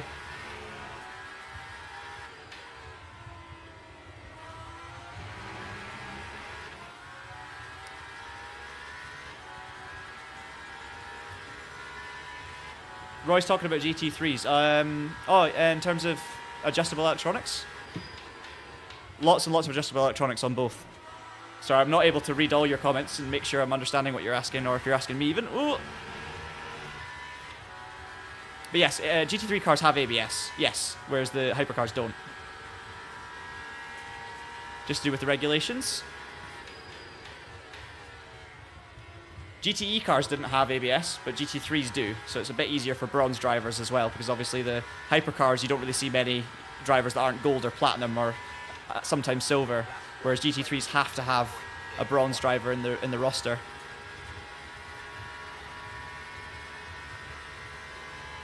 .27.6, middle of the grid, that's fine. Let's see if we can go a bit faster though.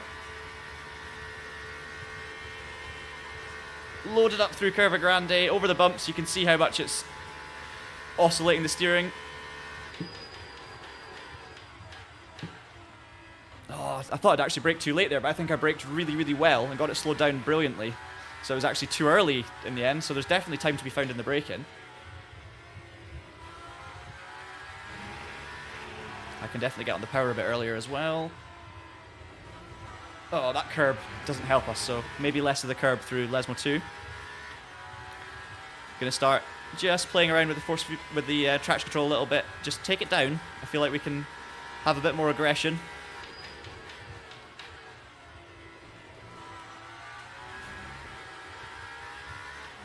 Trying to avoid the big curbs that are going to throw me up in the air, because I think this car works much better on the ground. It's not good over curbs.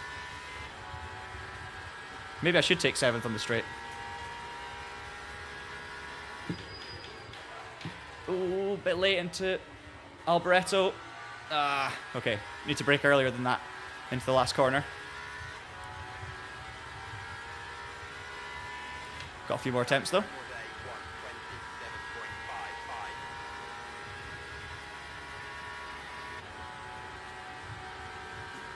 Lost time all the way down the straight though, thanks to that bad exit.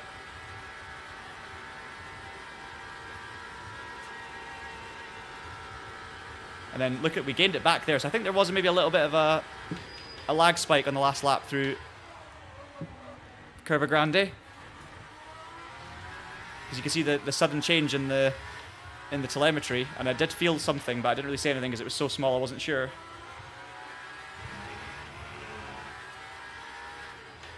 And there's a little freeze there. But we missed the curb when we're going to get a much better exit. Look at that. Almost half a second up. Let's just get the last corner right.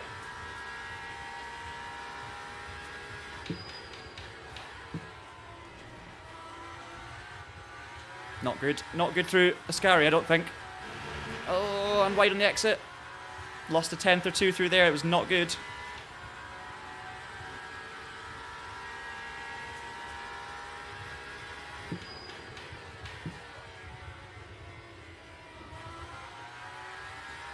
Of course, we're going to gain a good 3 or 4 tenths back. Maybe 3 tenths in the last corner too. So should put us up the grid a bit. 13th. Got 2 laps to go.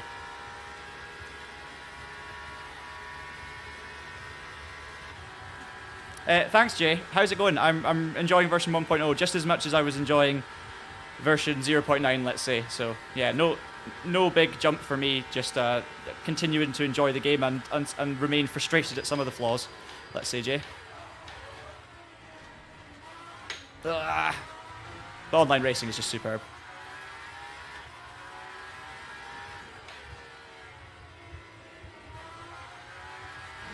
Really getting a bit more of a flow with this car now, though.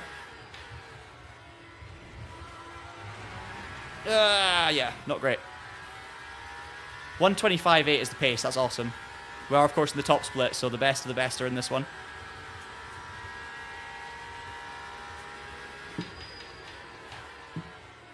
And I'm, okay, you know, just dial it back a second. We've got one more lap, so let's just let the tyres cool. We probably don't know if we're past the best in the tyres yet. We're obviously still using a bit of fuel. We've got a little bit conservative on fuel. We've got 3 laps of fuel to go with 1 lap to do, but it's okay. We are really right in the middle of the grid, which is what I thought we would be. So it should make for an exciting race.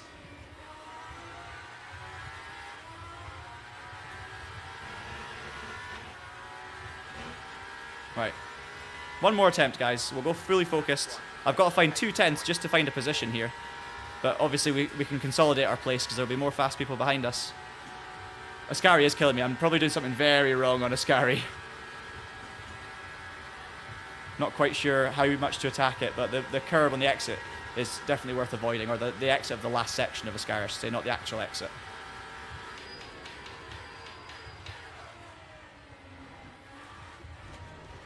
No, it just does not like big curbs. If I was a bit braver.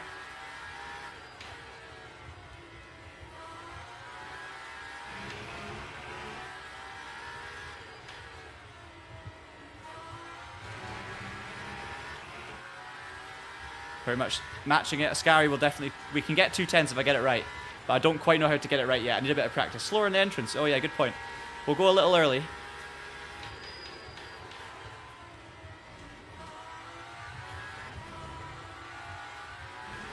Look at that. A bit wide on exit, but we'll get away with it. Live comment engineering. And thanks to your comment there, Fogbound, we've gained 2 tenths. I might mess it up in the last corner, but we'll see.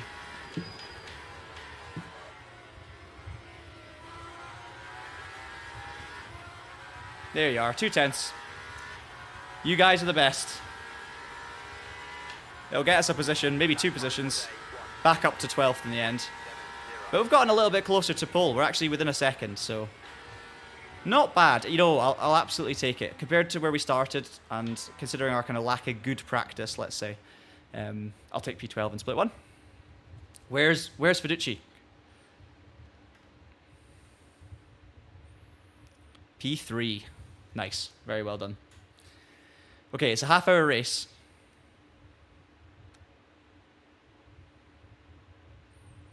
Now, fuel-wise, 27% would have got me through 10-ish minutes. So we really need, like, it's pretty much a full tank. How long's the race?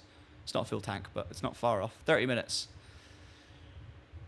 Ooh, how much fuel do we need? Like 80%? Something like that? 21 laps? That seems a bit much. I can't even remember what the lap times were.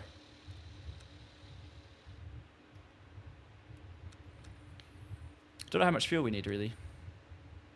70%?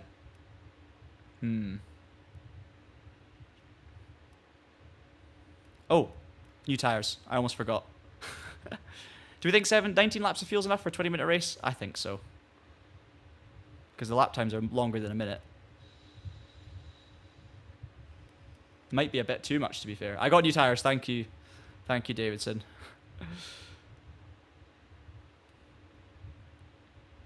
I can't even think of how much fuel I had in qualifying. I wish I actually paid attention.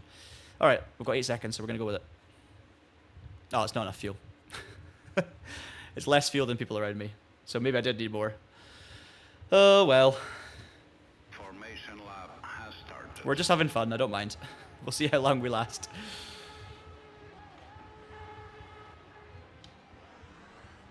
Yeah, 125. I mean, we should get 20 laps of fuel. It's a 20... Oh, wait a minute.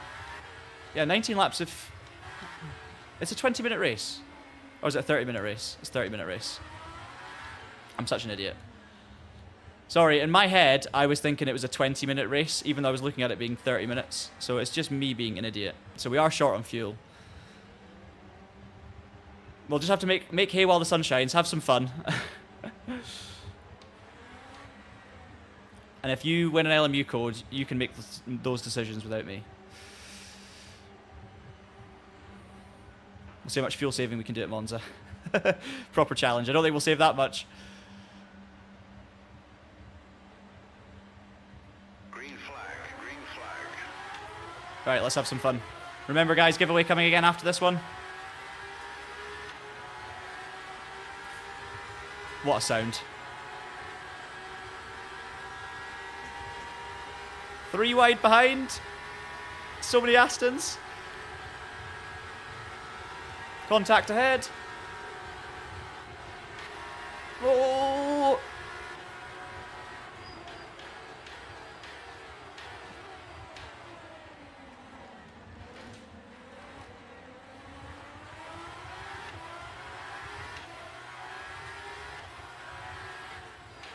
Unbelievable. Like, just the most tense, close start. Like, all of those hypercars ploughing down to, well, flat out through Curva Grande for a start 3 wide is, yeah, it's something. I'm just going to enjoy my fuel while it lasts, so we're going to have a blast here. We're not going to finish well.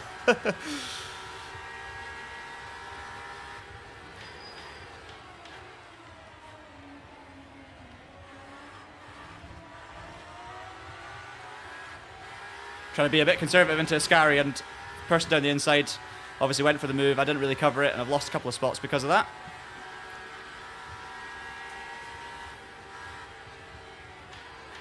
Do a little bit of lifting and coasting where we can, just in case.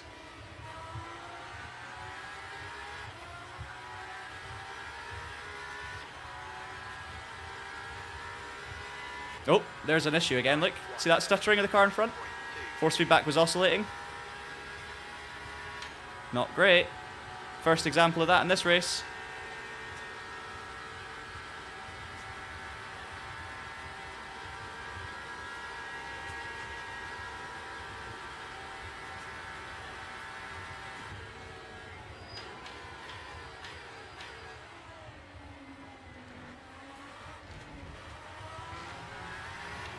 Nice battle up in front. Yellow flag as well, so maybe someone off.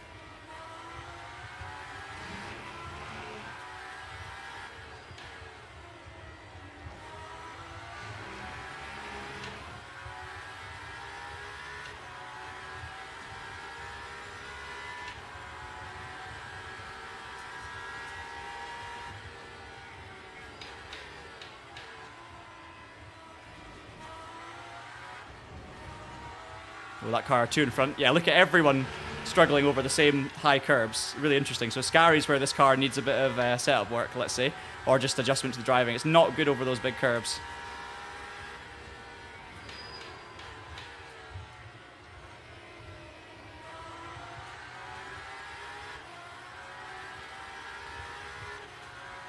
Got 10% of fuel to save compared to the guys around me if I want to get anywhere near the end.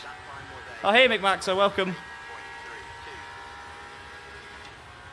Yeah, the MFDs, so I was basically preparing for, in my head for some reason, 20 minutes of racing. The lap count versus the race number was 20 instead of 30, no idea why. That's what my fuel HUD's saying. So it's expecting 17.7 laps of fuel to go. So you never know. Oh, that lockup's not going to help. Big curbs. I tried to put 2 wheels to the inside of the curb, which I've not tried in practice, and yeah, it didn't throw me over to the left, but it did lose me the rear, so that's fine. Good to know. Didn't get a penalty for cutting the corner either, so maybe 2 wheels over that sausage curb is the faster way out of this chicane. Not quite sure. 25 minutes of fuel left, and we've got 26 minutes to go. You never know. You never know. We might just have to compromise on position a little, and just whenever we're behind someone on a straight, just do some big lift and coast, basically.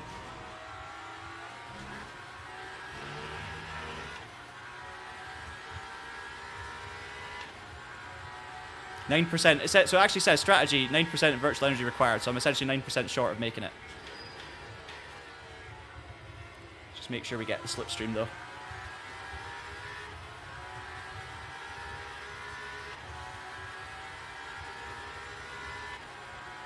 Lap 128. This is why you should prepare though for these races. Just lifting, all good. And then maybe go for the move after the corner if we want to go for it. There's no point trying to go around the outside of here.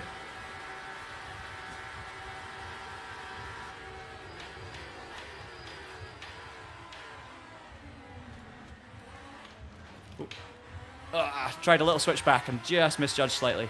Didn't have the full space that I thought I had on the right, so bit of contact but no damage, no harm done.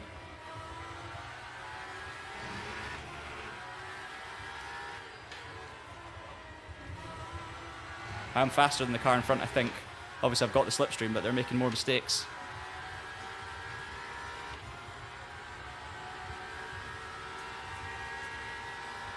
Bit of stuttering there. Another lock up.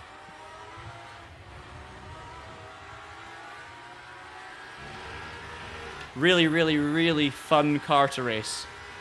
And this is it. Like, this is Le Mans Ultimate, right? Like, I can do this, have this battle. You know, we can make little bits of contact, but it doesn't kill either of us. It hurts us a little. Don't want to get the move done yet because I need that slipstream. It hurts us a little. And obviously, it could have ended up in a spin, but you can like bounce off people and have certain bits of contact without it ruining your race when appropriate. Right, this time we might just have to go for the move, get it done. Couldn't go inside, it wasn't the room, so I'm going to have to go around the outside.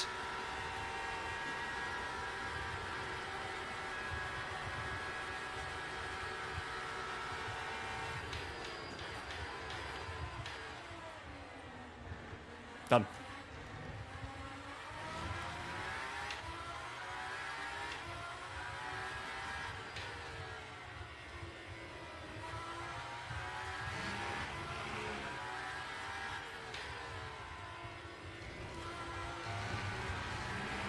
Trying to lift and coast while trying to break away from a slipstream and catch a pack, though, is not really possible.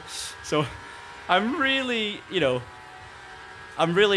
torn between just having fun and going for it and inevitably having to make a pit stop, or just like trying desperately to save loads of fuel and dropping back more positions.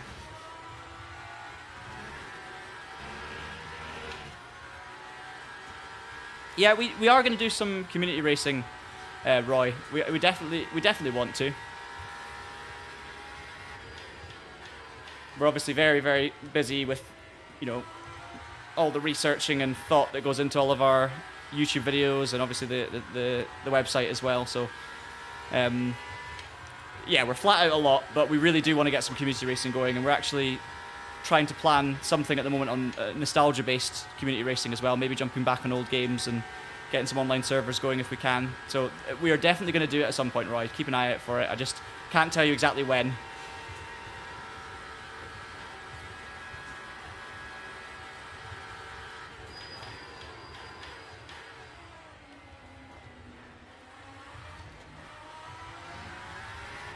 Right, there's one position.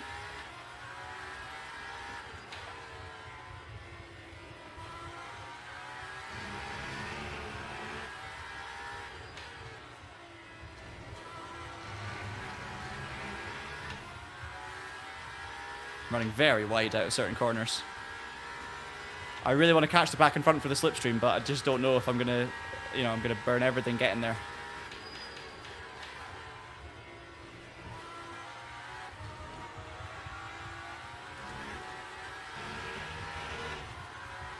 And you don't want to short shift the V12, that is a crime. Short shifting doesn't do as much as lift and coast. Hopefully you win the next giveaway then, Roy. You can get on LMU.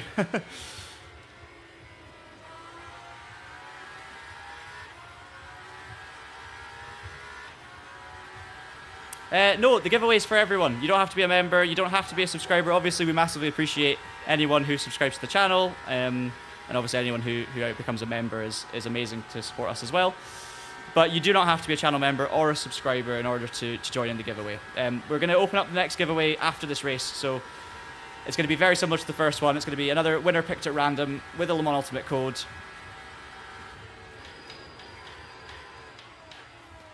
So no point entering yet because there's not open yet, but stay tuned and we will let you know as soon as it does, of course.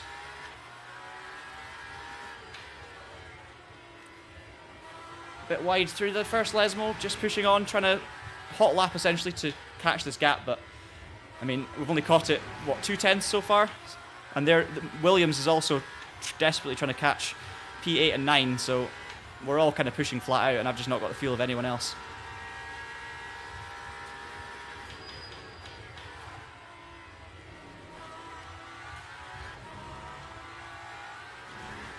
I mean, let's see how far short we are. 12.3 laps of fuel. Yeah, I think we're 2 laps short.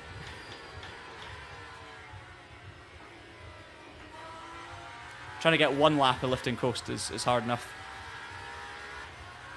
Maybe we drop back and just use the slipstream of the 3 behind us and really save.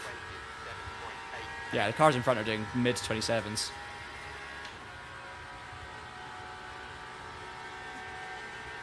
It does say on the bottom right, fuel is 14.2. Virtual energy is only 12. That's the issue.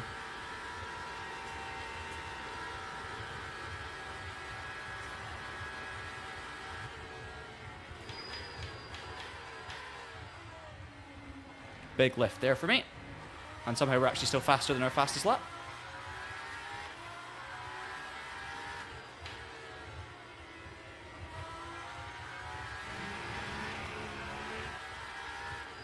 Have any of you driven? Oh, that was a bit of weird force feedback going in there.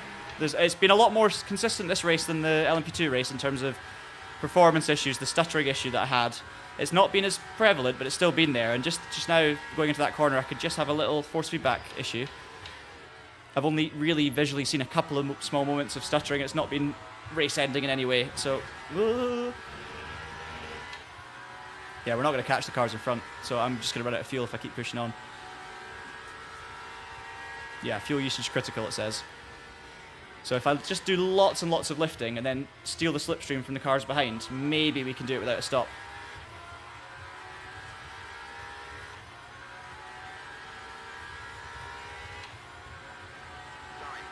The problem is the virtual energy. It's not even the fuel load, it's the virtual energy. Yeah, it's turn off the radio. Yeah, exactly. Oh, I wish.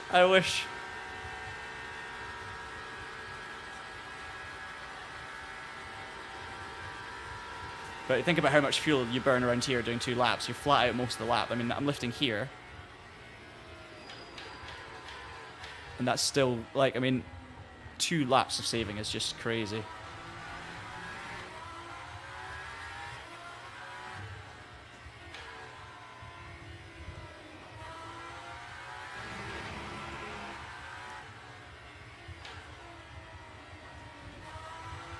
We'll try. We'll try for fun.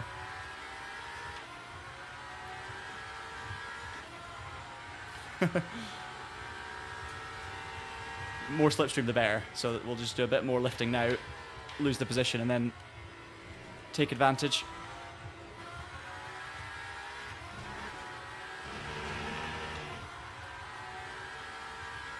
I'm seeing it's P12, 13, and 14 that are within. That's 3 of them. That's the 3 I'm thinking.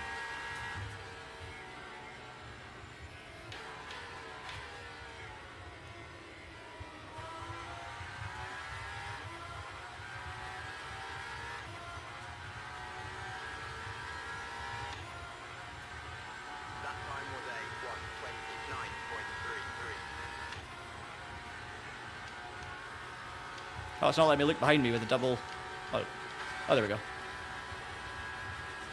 Yeah. Oh, the camera's actually gone off. I literally was looking at the chat and didn't even didn't even check the camera. I thought you were just making jokes about the camera battery.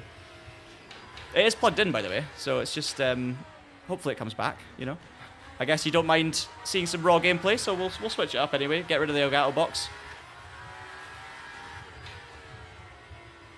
The camera. The problem is that even having the camera plugged in when I'm streaming, it still depletes the battery. Like, the usage is still higher than the charge, so it's a bit of a nightmare. Yeah, Matthew, the Aston does sound solid, but I don't think it sounds. Well, obviously, it's not super exciting, and like, I mean, it's good, But I was speaking to Ross about this as well, and he pointed out that the sound of the Aston versus other cars from cockpit camera isn't quite as clean. Right, we're gonna let this guy go past, and we're gonna take the slipstream on the pit straight.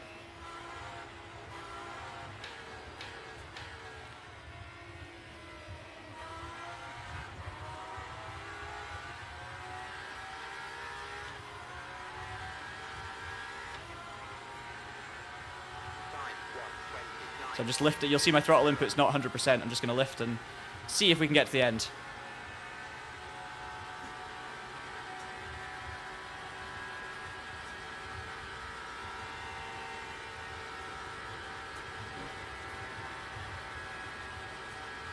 Oh, there's the problem. You saw it there.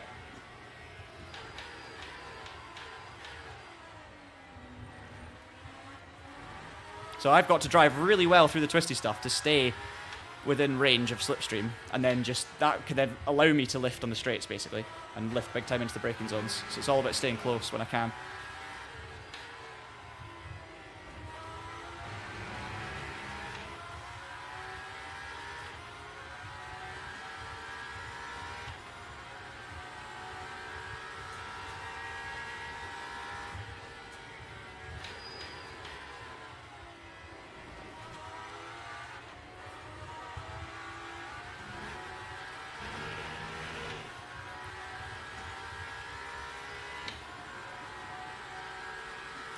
Right, what you didn't just see was me reaching over and turning off the power on the camera, so maybe it'll get a bit more charge in it, but that is really bad stuttering when we're following another car there. So it wasn't happening on my own, but you can really see it visually taking place.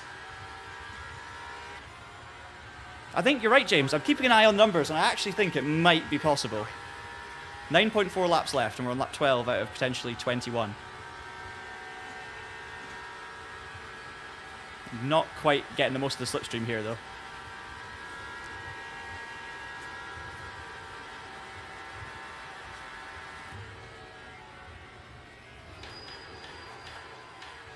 Nice. Really late on the brakes and just got my technique spot on, so I got slowed down well.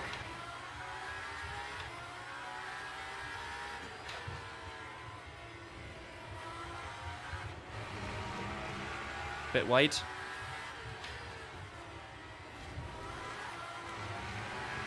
Bit the opposite of wide.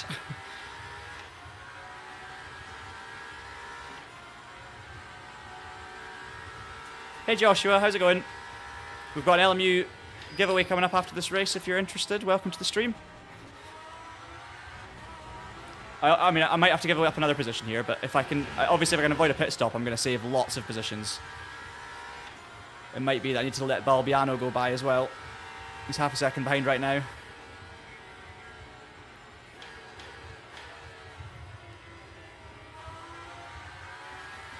Maybe he should have lifted more earlier, because I'm not getting the slipstream right now. So what I'll do is I'll lift a bit here, save some fuel, let him get past, and then jump in the slipstream.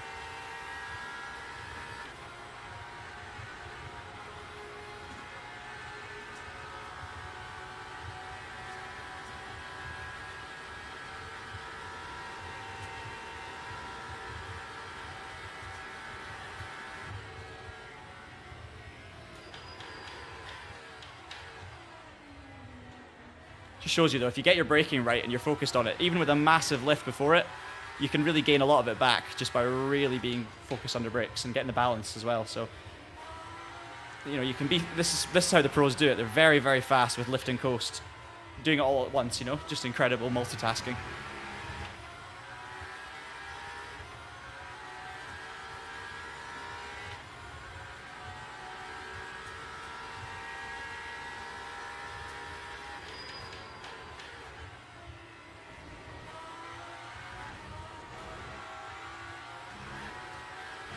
Little dabs on the brakes there, mid-corner from Balbiano. Right, we're going to let Walzak go through, and then we're going to get his slipstream.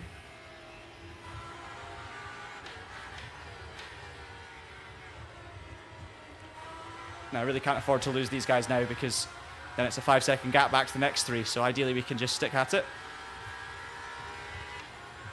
10 minutes of fuel to go, 10 minutes to go in the race, plus an extra lap at the end, of course.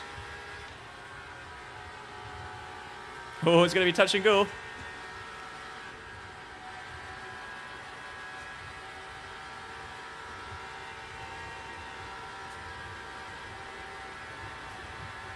And then lift.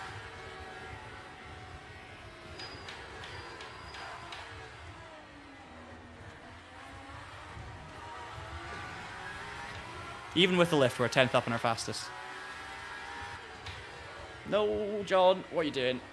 Then throw it away.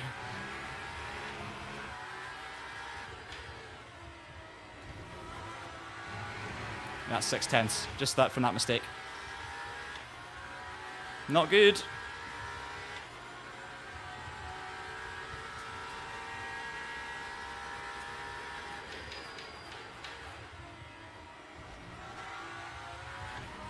We might need to start, like, really just, yeah, track limit warnings and everything just to try and get back in that slipstream. That was silly to lose.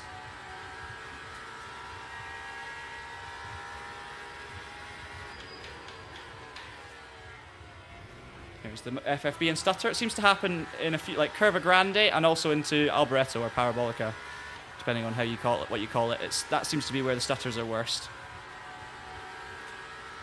Ooh, 20.7%, 20.6%.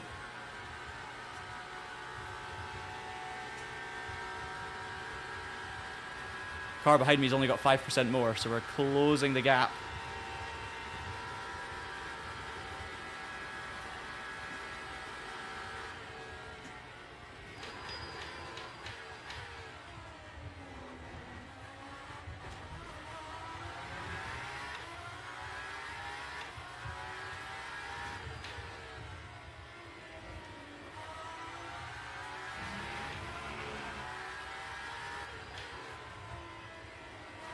No, another mistake.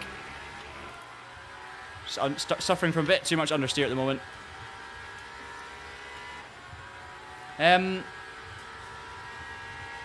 I saw something about how close to the car in front for a slipstream, I think.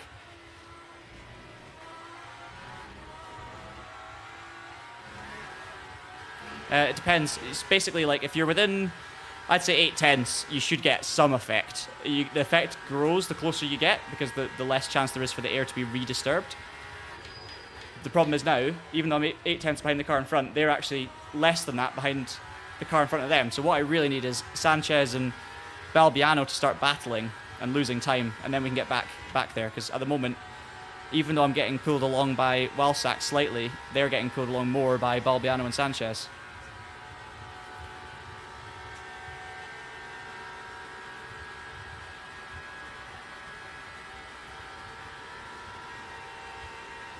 The race predicted lap count just went down to 20.9, which might make the difference for us as well.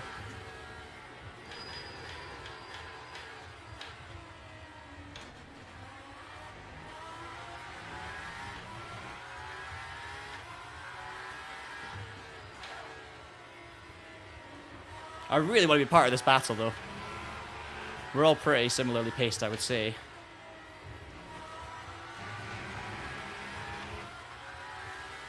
Yeah, I agree, PK.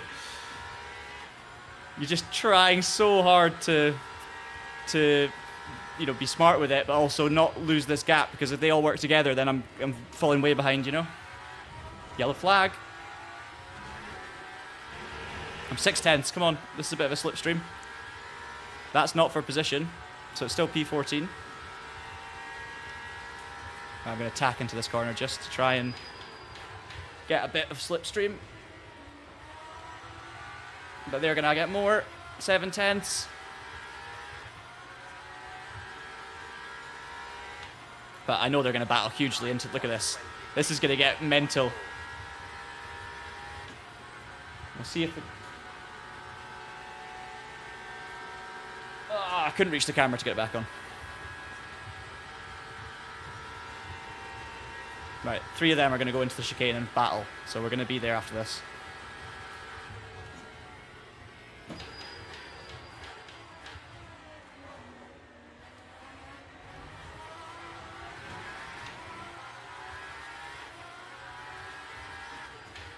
The problem is I can't do a single lap really without lifting, because I'm just then really going to not make it. You know, I'm already touch and go. So even on these laps where I'm trying to catch them, I'm still have to do a big lift into the chicane, just hoping that there's contact up in front. 4/10 now.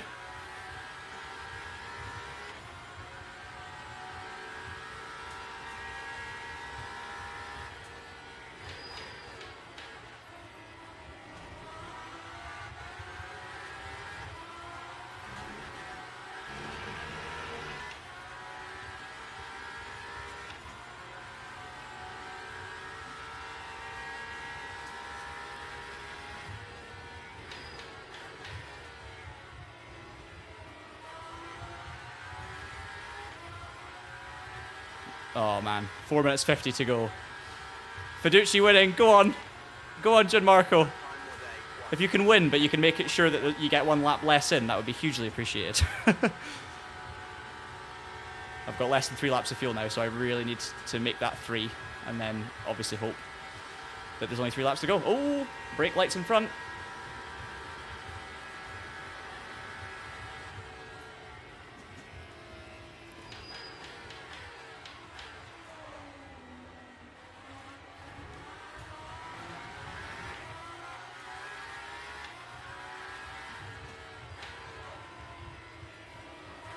This battling's keeping me in it.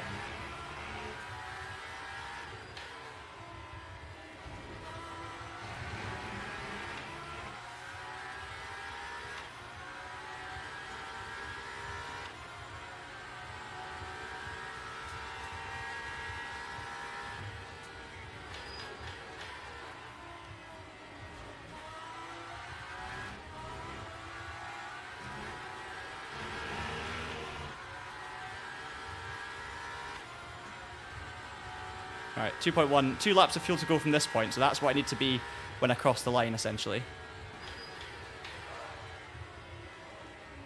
So if I try my best to stay in the slipstream, I'm not going to save enough. So I'm just going to have to keep lifting, keep hoping they hold each other up. Lap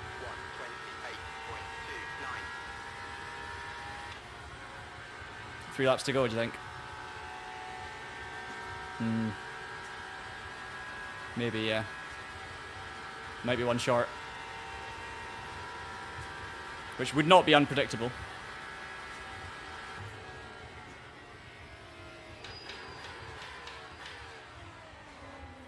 It's going to go wrong with this battle, though. You just know it. Look at this. Contact, contact.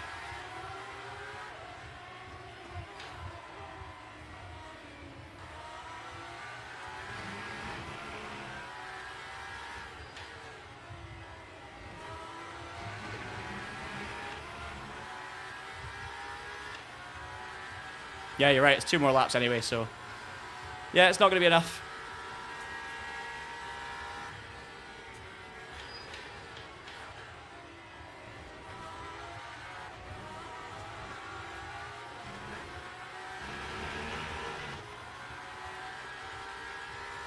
We're going to have to make another stop, sadly.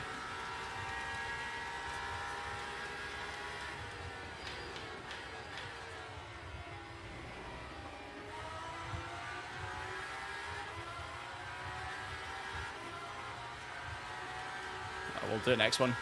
I'll get to the end of this one on the fuel I've got. Lap 1:28.62.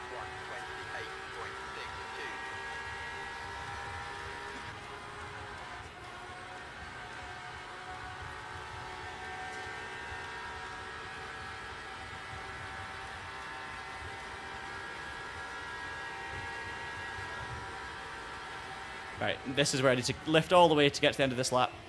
We tried, guys. I did my best. I would have had to have saved way more to get that extra lap, so I was just really hoping the lap would be shorter than I expected. But obviously it's gone up by 1 on the top right since that moment, so we were 50-50 anyway. I've got the fuel, I just don't have the virtual energy.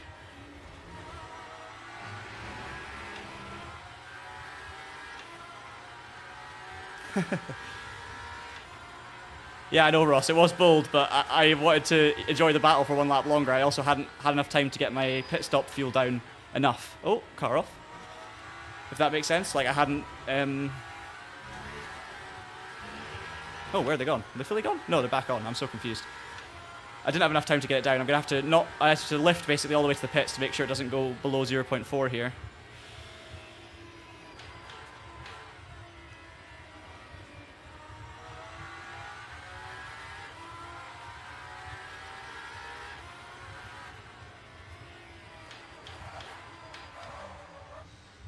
Okay, there you go. 0.2% left. Let's see. We're going to time it perfectly. 134.6. Yeah, 0.2%, and we're coming in. So we could have made that last lap there, but unfortunately it's one lap more. What a shame. That's it. We might still... I see. No, we're 22nd, so we have lost a lot of positions. That is what I call a splash and dash.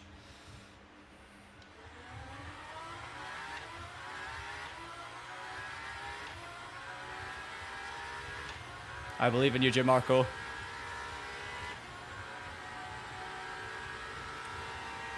Second giveaway coming up very, very soon. So stick around, and it'll be open within 5 minutes.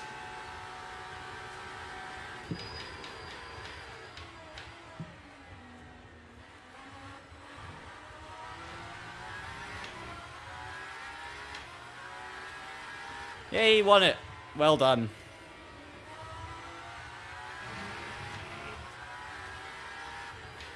W's in the chat for Mr. Fiducci. So the giveaway, you will enter the giveaway once we open it shortly with a simple command. It's just a case of jumping in the chat and typing in !LMU. And then a winner will be picked at random. So you, just like Miguel earlier on, can get your hands on a copy of Le Mans Ultimate, the base game, via Steam. So don't worry.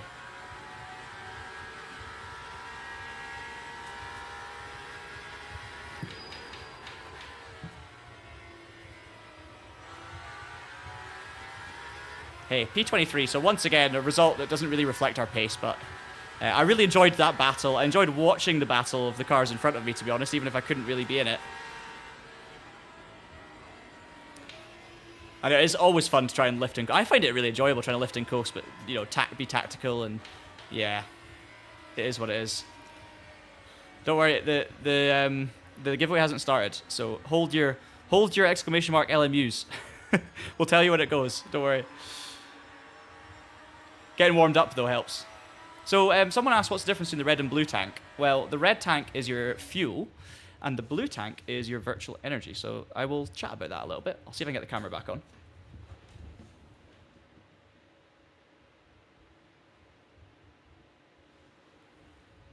Do we have a camera? Let's see. I don't know. Hey! Let's see how long it lasts. It is plugged in, I promise. I'd give it like 10 minutes. Okie dokie. Oz, are you around? Or if you can hear me and you're not yet around, jump in when you can, because we're going to do this second giveaway. Hello. He's here. Did you manage to get in touch with Miguel? Got him the code? Yes. So Brilliant. he has the code now. Excellent. Well done. Congratulations, Miguel. Hello. Enjoy the game. We are going to change up the code for this one because obviously we don't want people to have typed the code beforehand and then not be here, so they won't be able to receive it. So this one is !traction. Yes, but not yet. Just give it a second. Or is it going now? We're going. Yeah, we're going now. Excellent. Right. Guys, !traction in the chat, exactly as it says there, and you are in the draw for a code. Not !LMU anymore, guys. !traction. Capital T. I don't know if that makes a difference, but I would do it just in case. And you don't have to spam it. Just get it in once, and that will be your one entry. If you do more entries, it won't count anyway. And don't worry. The capital does matter. Oh, the capital does matter, guys. Thank you. So Doesn't. Oh, it doesn't Does matter. not. Okay, sorry. Nope. Oh, look, in the meantime, we'll keep this open for... I'll check the times of the next race in a minute.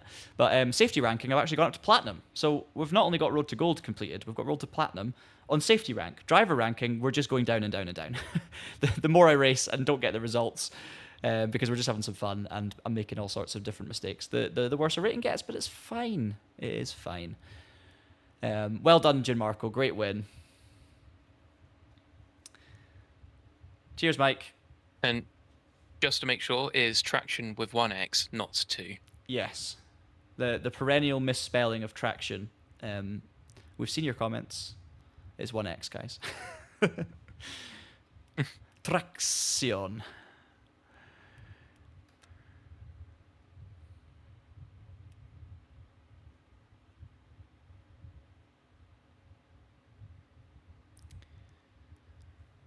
What race next? We could do Return of the Silver Arrows yeah. Well, do you want to just do the? Let's do the race in GT3s in the Merc because that's also a new car. I've not done this combo at all, so I'll be very out of kilter with it. But that's fine. We'll get registered, and we'll have some fun. Spa livery on the car as well. Good luck to everyone who's entering. So we're going to do our GT3 race. For those of you who've been stuck around since the start and we're asking for it, you've got it. We're going to do GT3s at Spa. Again, I'll play it by ear. I've done no prep, as you know. Just jump in. We'll drive the Merc. I'll let you know some thoughts on the Merc as well, because that's also a new car. But it is at Spa because that's the next race. And I can't stay on all evening, guys, unfortunately. I've got plans for this evening. So this race is a kind of quick one to finish. 20-minute race. 5 minutes to qualifying. And we're going to get going very, very shortly. Oz, could you set the timer on this next giveaway for 3 minutes? We've got 7.5 minutes left. Doesn't matter then. 7.5 minutes it is. That's perfect. We'll announce it during my qualifying. Mike, does it take a long time to get the game and wheel set up on LMU? Do you know what? It's really not that bad. It's really not bad. The control configuration is a bit funky, and it's not funky because of anything bad. It's just funky because there are so many different assignments that you can set, and there are a lot of assignments that you'll want to set depending on what racing you're doing. So it really doesn't take long to set it up and working.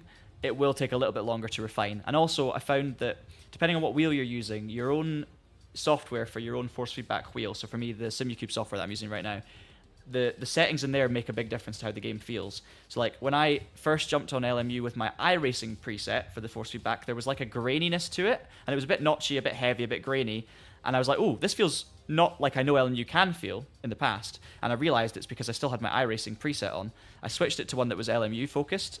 Maybe I can share that on the Traction Discord at some point, so that for anyone else using a Simucube, or at least even to be honest, any other wheelbase that's direct drive, the settings will still match in terms of what they actually mean and do. So I'll maybe post my LMU settings in the Discord at some point. And yeah, suddenly the game feels amazing and it comes alive. The issue with timing is more to do with the controller configuration, like getting buttons in place for your various HUD adjustments and electronic stuff. So yeah, that's it.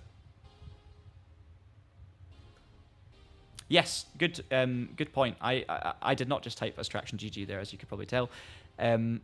We have on our Discord channel at the moment, we have a question up there which you can go on and leave your thoughts for, and that's a question we're going to be discussing during a podcast that will be going out on Sunday, I believe, I hope. We're going to hopefully record it tomorrow, so get your questions in via the Discord. The link to the Discord channel is in the description below, and then we can feature your question on the podcast, potentially. I see Darren McCormack's here in this race, so we've got the best of the best. And even Darren McCormack is Silver 3. Even Darren McCormack's not got a gold driver ranking. There's 579 people entered, and nobody's got a gold driver ranking, which just shows you that, you know, how this game is set up. It's going to be touch and go whether I'm split 1 or split 2. I think I'm going to be split 1.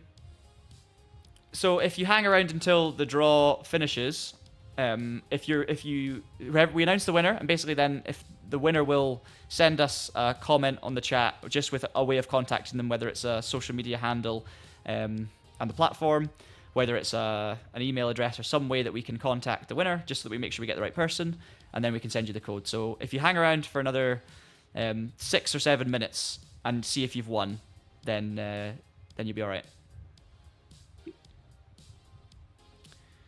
How do I increase my ranking? I can't join any online races. Well, so if you're new to it, you should be able to join the bronze races. So if I go to daily races here, the race I'm about to do, you can see the safety ranking top left is B0, so that's bronze 0.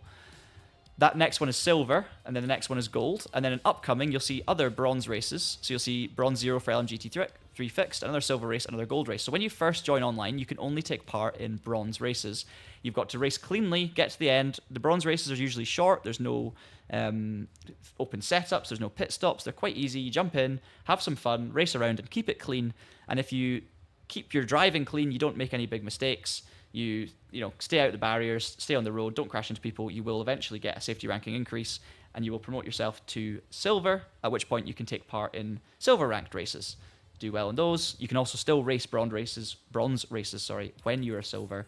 And if you do well in those and you continue to grow your ranking, you will eventually become gold. And then you unlock all the gold races, which basically gives you access to every single race on LMU. So that's how it works. I've got a platinum ranking now, so I can take part in every single online race. But if you're bronze, you got to focus on those series first. Simple as that.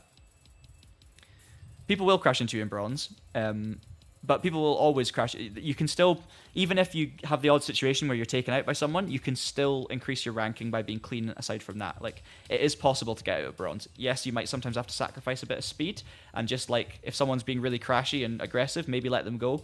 Or just at the start, when you first start playing, just drive around really carefully, get your ranking up safety-wise, and then you'll be in the higher classes, you won't have to worry about it, and then you can work on your driver ranking after that. So there's plenty of ways of doing it. How long we got left, Oz? 2.5 minutes. Right, exclamation mark Traction if you want to enter the giveaway for a Le Mans Ultimate Steam code to be able to play on PC. All you need to do is send a comment with exclamation Traction. You don't have to be subscribed, you don't have to be a member, you just have to leave a comment. Simple as that. Someone says, is it true that if you got LMP right now, you will get all the DLCs? I don't know what that question means exactly from 250 Racing. Do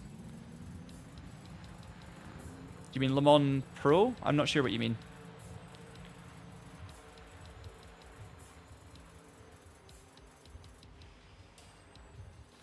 Samuel, once we announce the winner, which will happen very shortly, we'll ask the winner to leave us a comment on this stream with a way of contacting them via a social media channel or an email or something that they're comfortable sharing, if they are comfortable sharing anything, and then we will send them a code.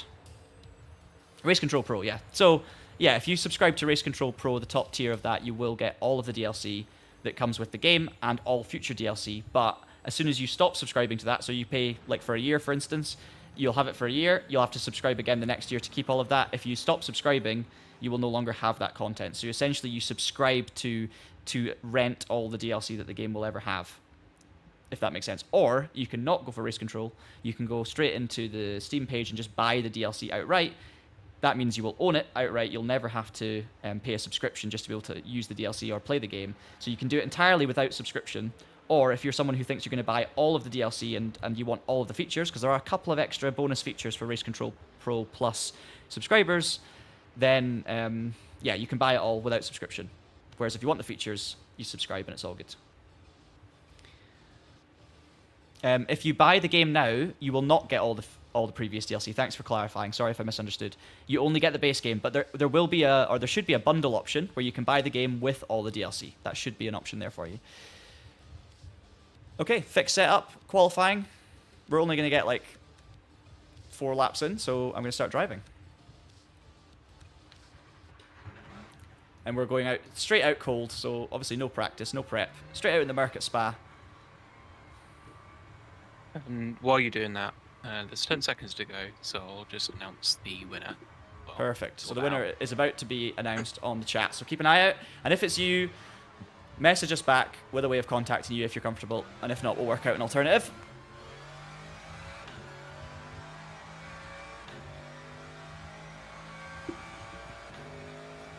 So that's Lupin's Jig and TTV. Well done, Lupin's. Butchered that. Sorry to everyone else, you haven't won on this occasion, but do subscribe to our Twitter or X account, and there will be another giveaway coming up very, very soon. So just to let you know, you can still win a code tomorrow, but well done to our winners, Miguel and Lupins now as well. Lupins, if you can get in touch with us, leave us a comment. That would be fantastic. And also just let us know if that's not all right, and we can work something out.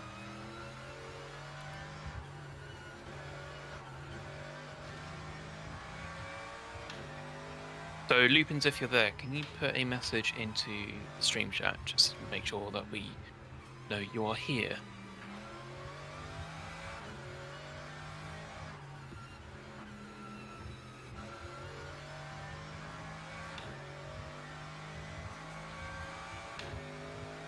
If we obviously if we don't end up getting a message, we may be able to redraw as well. So hopefully Lupins is here.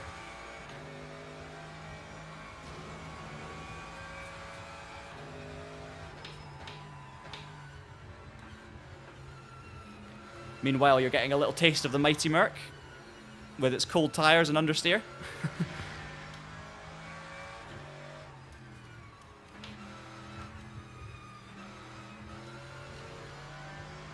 I'm going to just move the brake bias back a little bit.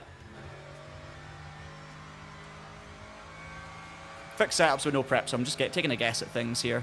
We're not obviously, I'm not up to speed with what is the best electronics and everything for this particular combo.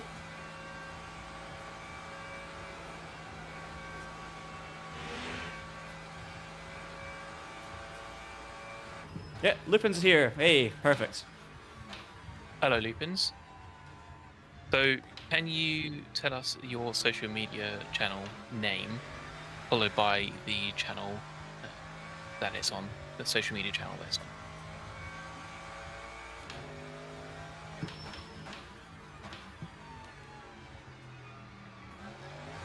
on? Ooh, almost spun the Merc.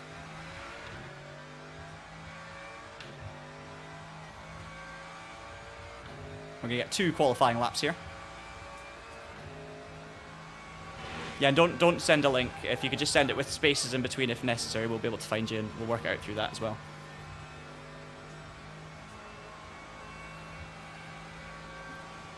Yeah, all we need is your handle name or social media channel name, essentially. And then in another comment, just put in what the social media site is. Super understeery in America at the moment on this first qualifying lap. Don't know if the tyres aren't quite up to speed yet. Obviously it's fixed setup, but really not wanting to rotate very much. We've been driving only prototypes and hypercars in this stream so far, but even for that it's feeling very understeery.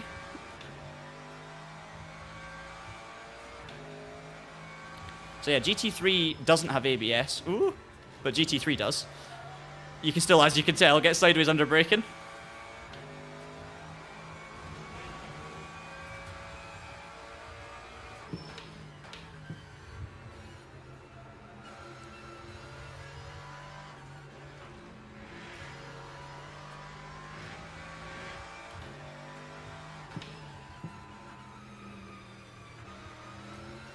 There will be another code neck ray tomorrow, so if you keep an eye on Twitter or X, on the Traction channels, we will be doing more code giveaways in the near future. But yeah, of course, we wish we could give away hundreds and hundreds of codes. All of you in the chat have been amazing.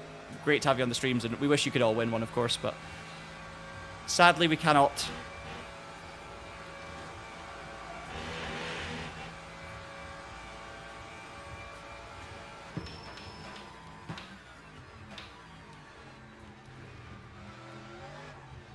Right, banker lap, pretty bad banker lap in, or about to be in. We're going to get one more attempt. Time 2:24.30.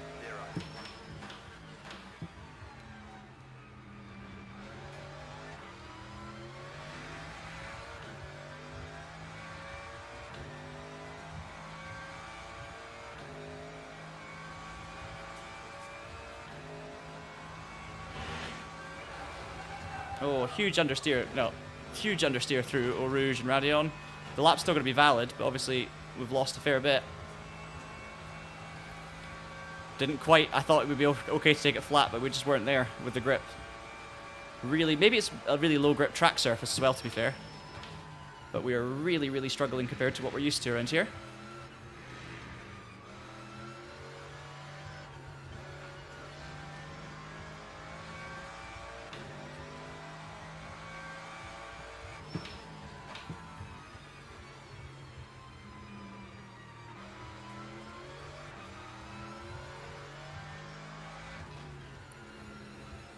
Obviously the Merc, another V8 GT3, one of I think 6 different GT3s that have V8s, but they all have a distinct engine note, distinct characteristics. Merc is obviously very heavy at the front as well, so generally speaking it's one of those cars that's a bit more stable. It's really good over bumps and curbs. Maybe not quite a sharper front end, but with custom setups you can do a little bit about that. Everyone, oh dear, there you go, I'm really losing the rear under braking. I did obviously make those changes earlier to make the brake bias a little bit more rearwards, but perhaps I shouldn't have gone quite as far.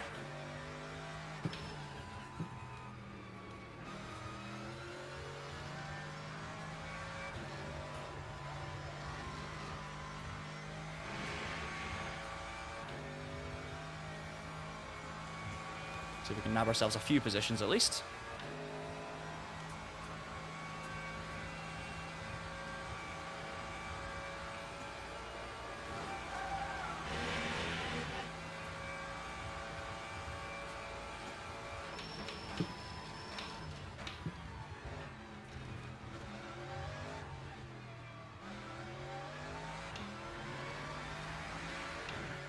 Right, we're hopefully going to be able to get up somewhere near 16th, 17th, something like that. So, yeah, 16th. Lots and lots of pace to find, but in this race, we'll have some fun. We've got a whole group of, only Mercedes, and obviously I'll hopefully get more comfortable as the race goes on with the car and the track combo, and we'll see if we can, find some pace and make our way forward a little bit. Teams and drivers go to the grid for a race. Yeah, this is possibly that's possibly the most understeery experience I've had in this game. There's 34 splits, by the way, which is incredible. That was very understeery, more than I would say is usual. We'll go with some minor adjustments to this. We'll just take the traction down a little bit. New tires, I actually remembered, and then fuel-wise. Now this is actually 20 minutes. This race, I'm pretty sure. Should be able to cover that with half a tank of fuel.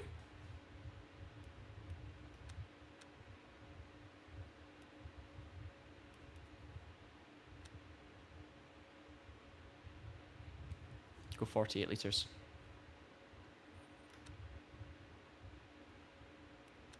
In fact, if we go, we'll learn from the last one and just go slightly down on the fuel ratio. There we go.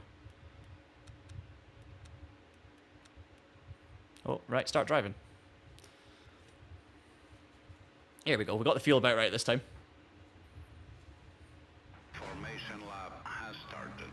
And also, let's see what the performance is like at Spa then, because this is one of the tracks, we've still got a sticky throttle as you can see. This is one of the tracks where we did suffer on single player with a few performance issues, which we then solved. So let's see how it is, because today in the online there have been a few small issues that I've encountered, as you guys will be aware.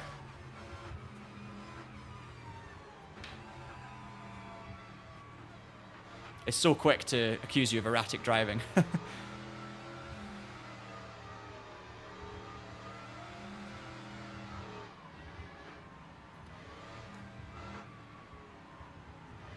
Can't really get any heat into the tyre without doing erratic driving, so we're just going to settle. Right, last race of the day. In a big field of Mercs. See if we can make some progress through the field.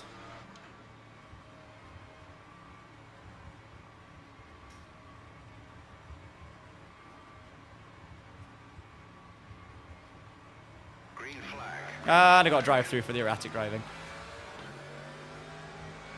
Oh dear. That's the first time I've ever had one of those. I've had warnings for erratic driving before, but I've never had a penalty for it. Well, we're going to have to serve it eventually. What a shame.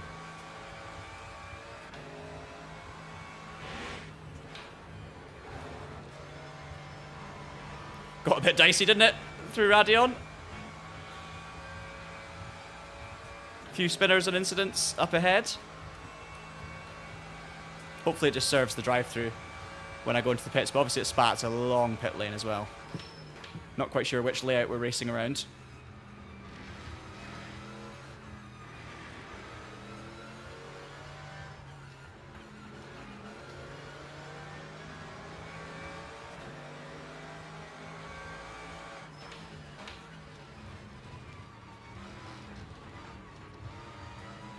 Not quite enough room left to sneak one down the inside.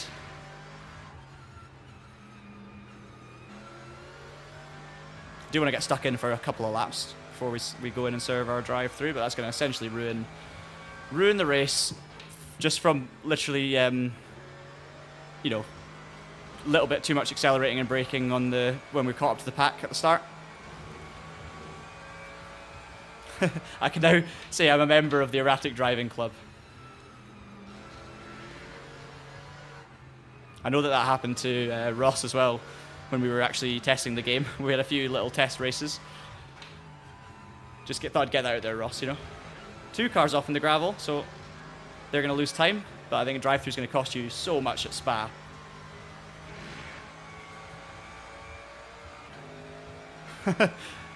Oh, LMU's here. Welcome to the stream. I didn't notice the upside-down Mercedes badge, but if it's on the wing, then that makes sense. LMU, could you just, you know, jump into split 2 and remove my drive-thru? Is that how it works? Yeah. You've got that kind of power, surely, right?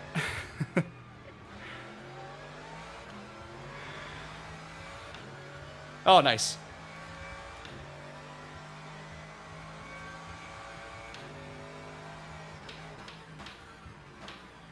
Hopefully you've been having a good day. Very big day for everyone at Le Mans Ultimate, of course, everyone at MSG. Plenty of stresses as well, I'm sure. We're actually up into P13, so if it wasn't for the erratic driving, we'd be I'd be sitting pretty okay at the moment.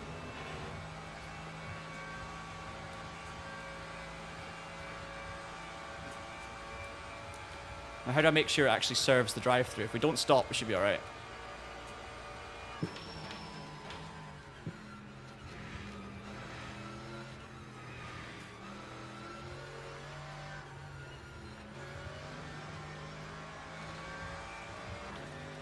Yeah, I think we're good. I think we're good.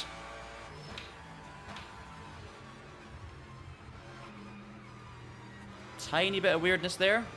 Just car in front of me, just temporarily flickering forward and backwards a little bit.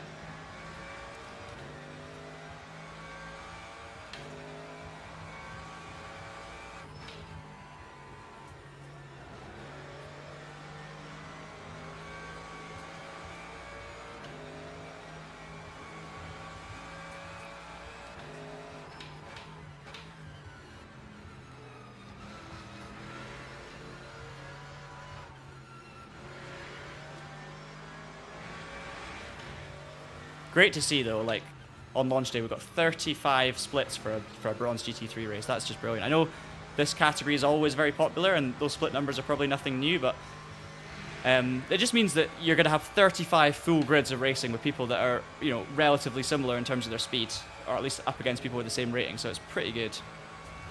It's very good. And that's one advantage, you know, when you're a focused game like this where you've just got a few disciplines and categories and you're not, you know, obviously covering absolutely everything. It does mean that you can only have so many races, and that means that you're always going to have busy grids, you know? Right, one more lap and then we're going to have to come in.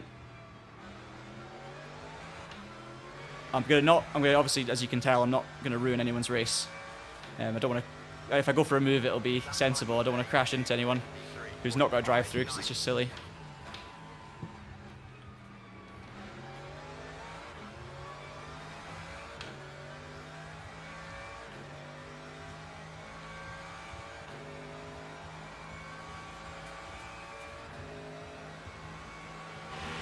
A big slipstream battle up just ahead.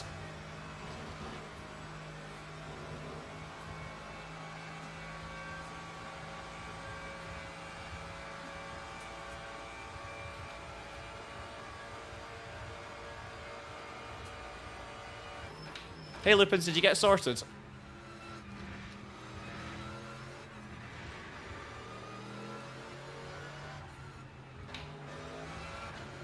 Oh, I'm not going to stick a nose in.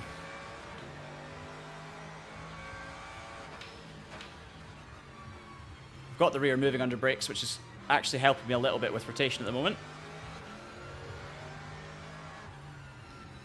Obviously, this is a car with most of its weight over the front, so the rear does become loose relatively quickly, which is cool. Ooh, thought there was going to be a move there. Into Pouon.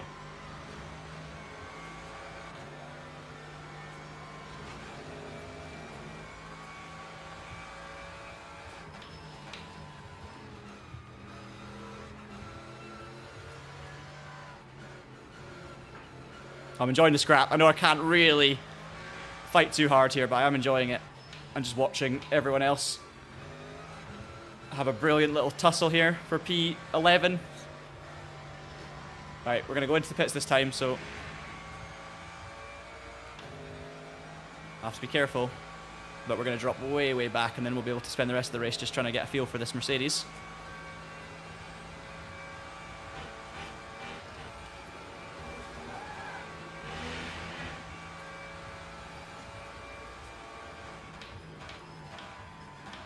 Let this guy go around the outside, that's fine. And he's not in the way. There we are.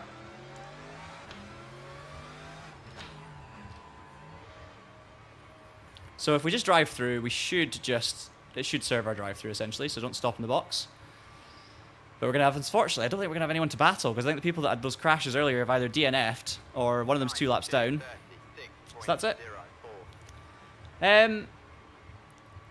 So, it's alright, Callum. I think it's tricky for me to answer, because do you mean the tyre model, the difference between... Cause, right, basically the difference I don't think is huge, and I haven't worked out exactly what, between the most recent update and version 1.0 in terms of the actual feel of the tyres. I don't think the difference there is as big as the difference between the pre-Le Mans build and the Le Mans build, if that makes sense. So when the GT3s had a big drastic tyre model change, that was a bigger difference.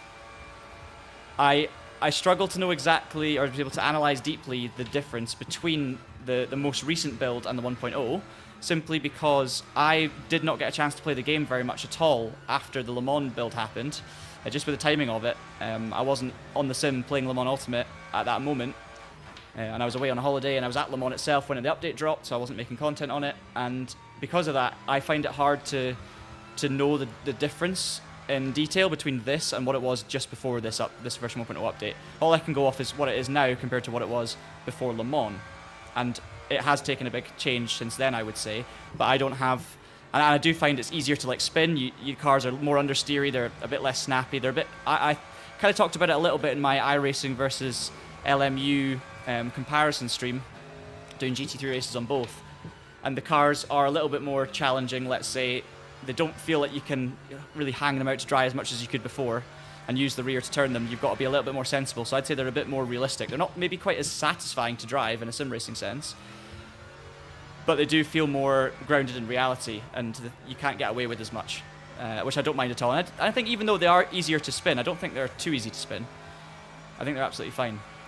Yeah, and so James Baldwin's been doing a lot of analysis on it, and I've not seen all of James's analysis, but I'd always highly recommend James as a point of reference, because obviously he's got a lot of GT3 real life experience as well, and he's very analytical, and he's a really good, trustworthy guy and good, trustworthy source. So yeah, on the bits where I can't help you too much other than giving a kind of generalized feeling analysis, yeah, definitely highly recommend checking out any of Baldwin's stuff on the case. But fundamentally, I think with the new update, like the GT3s, they're feeling good. Like, they're feeling quite weighty, which I think they were already feeling. Compared to like the hypercar or the LMP2, they are pretty heavy and pretty cumbersome, which is exactly as it should be. They do feel like there is a slight feeling of like dampening in terms of the force feedback, where it feels like the GT3s have got a little bit more weight than they could have. Like, it feels like it's, you know, I can't really explain it very well, but maybe it's slightly on the heavy side, which takes away from some of the detail. But that's based on the fact that before that previous update, the tires just didn't feel quite as heavy, or the car didn't feel as heavy. It feels as if there's a little bit more like friction with the tires and stuff now. But I do like it. I'm still to learn how to be good at it. I'm still not got any pace really. We'll get there at some point. I am also wondering if some of the oversteer, or the understeer, sorry, I'm experiencing in this car and combo might be because I'm also suffering from a little bit of sticky throttle today. So you'll see down the bottom right, not every time, but sometimes when I'm lifting off the throttle, the throttle input's still on slightly, and that's a problem I know how to solve. I just literally discovered it on stream this morning because it wasn't like that before, so that might be affecting things. I don't have time to fix it between races, really. But it's only happening sometimes, it's not happening at every corner. We're actually catching a few of these cars, so maybe there's a race for us yet.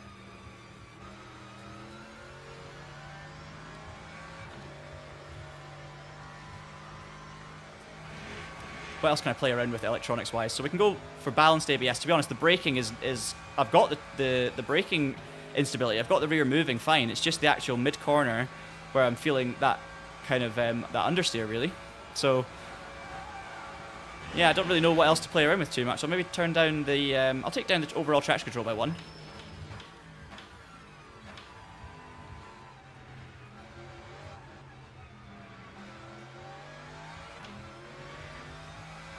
I can see 3 cars up ahead, so that's got to be the target. Just see what I can do about them, if anything.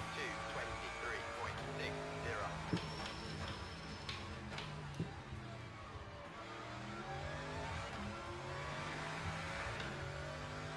Missed my apex for the first corner. I do, Thierry. I've got understeer problems, I'm afraid. Well, I've got skill and talent problem because everyone's in the same car and the same setup, but I am definitely suffering from understeer, whatever I'm doing. Need to get on top of. Hey Matthew, how's it going? Welcome to the stream.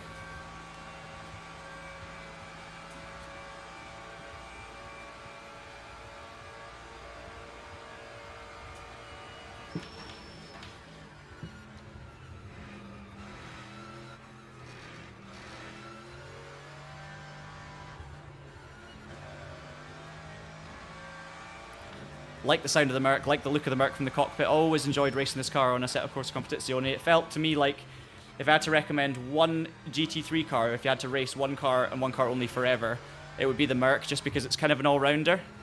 And it was quite a friendly car to drive, but it was really good at like Zolder over the big curves, Alton Park as well. It could muscle its way over. Monza too.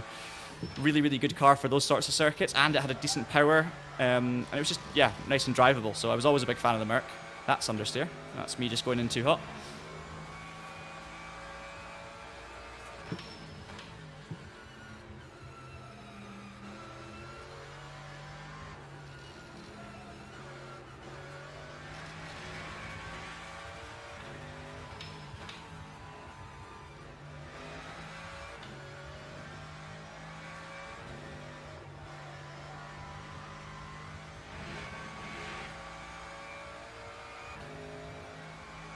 Oh, nice. You a big fan of Spa, Thierry? I love Spa. I absolutely love it. I wouldn't say it's my favourite track, but it's really not far off it. I mean, the only reason I probably wouldn't say it's my favourite is because it's, you know, I race around it so often that it's, you know, I wouldn't say you get bored of it, but, you know, there are other tracks that I would say I race around less often that, because of that, maybe give me a little bit more enjoyment. Off the top of my head, I can't even think of what. I'm a massive fan of Sebring, interestingly enough, which is very strange to a lot of people because Sebring is so bumpy and rough, and lots of people really dislike Sebring, but I just find it a really, really fun layout. Very satisfying to get right. So that's maybe, from LMU, it's probably Spa or Sebring.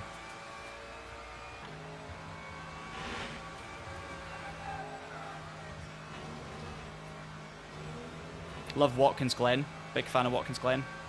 Maybe more for racing than just hot lapping.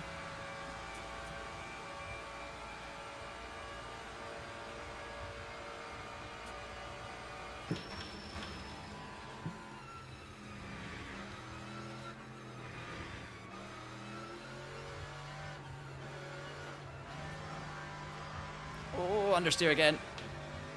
We're closing. We might be able to get one car by the end of this one. Maybe. 4 minutes to go. Oh, sticky throttle definitely causing understeer there. So that was... I was just sliding further and further out, and I looked down and I had a bit of throttle. Road Atlanta is awesome. Absolutely awesome.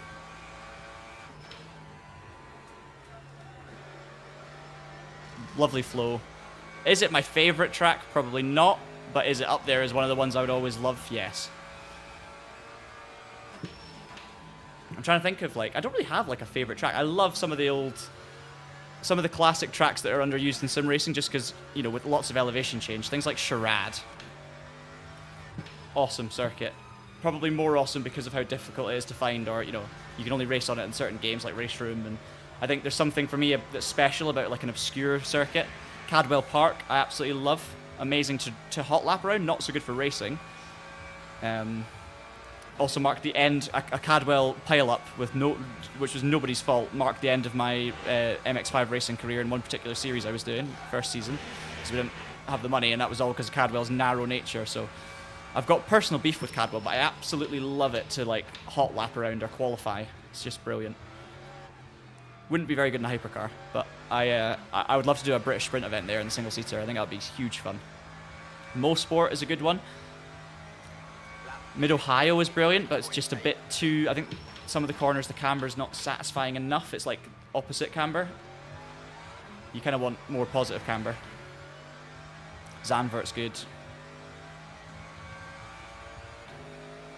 So many good tracks. I actually love Albert Park as well. But you don't really get that in many. You don't play that very often unless you're racing on like Formula 1.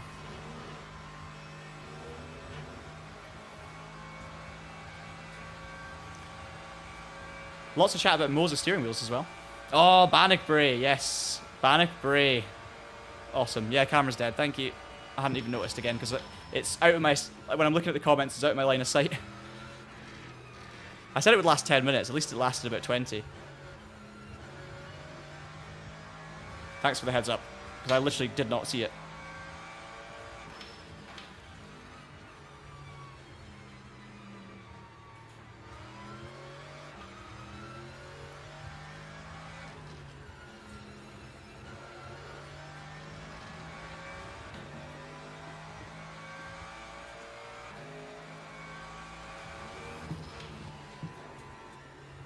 We're closing.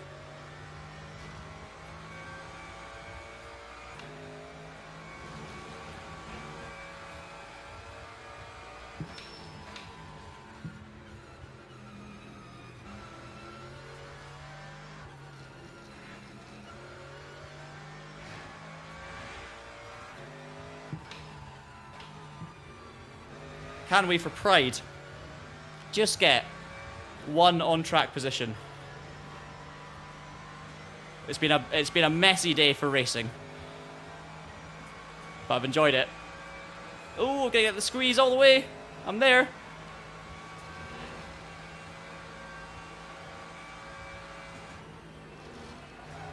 Back on the throttle, running a bit wide. Should have it covered.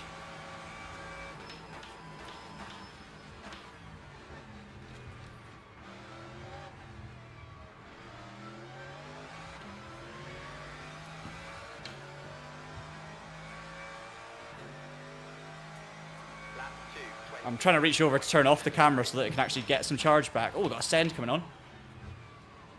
Fair enough. I was one hand over trying to turn the camera off, and I couldn't feel for it. And then suddenly I'm getting sent out the inside, but I just backed out because we can continue this battle. It's just the two of us for the last lap, and it doesn't really mean much.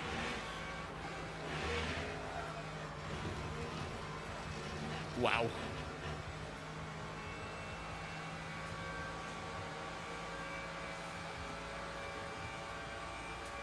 Bit cheeky to have a run because of a track limits.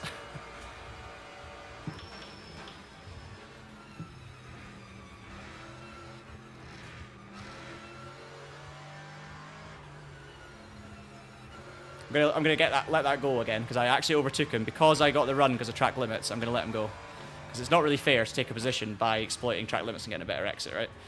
So it doesn't matter anyway. We're just gonna let him go and try and get past him cleanly.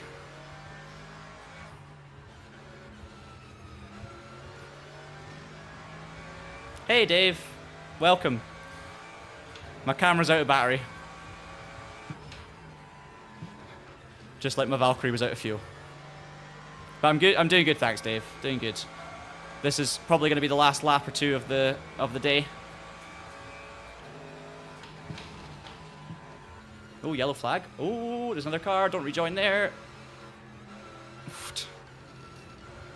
Thankfully kept it fairly to the inside, so we were okay. So it was, even though it was a bit of a scary moment, it wasn't didn't have consequences. That. Right, this could be it. Understeer.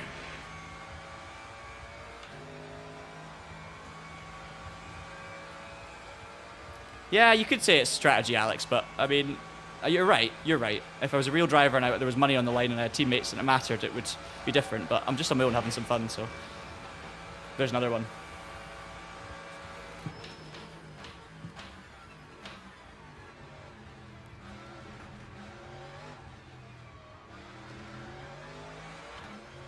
Oh well. We got our position from the other guy going off, so it's all fine. P17.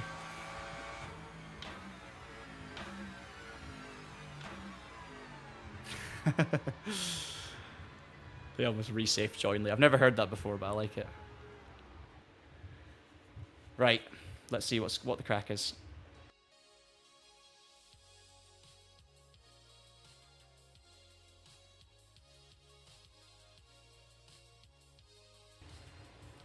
We'll give the battery a few minutes now that I've managed to actually turn the camera off. We're gonna lose way more rating here. Hopefully we gain some safety ranking again and we stay platinum.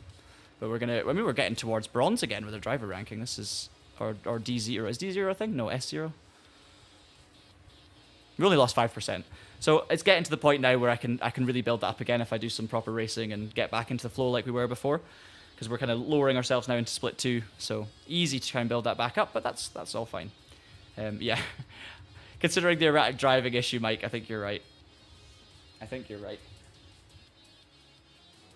Miguel, how does the AMG feel overall? I'm just going to test something. Does the camera work, or are we going to get an Elgato no signal? Hey, might be brief, but we'll give it a chance.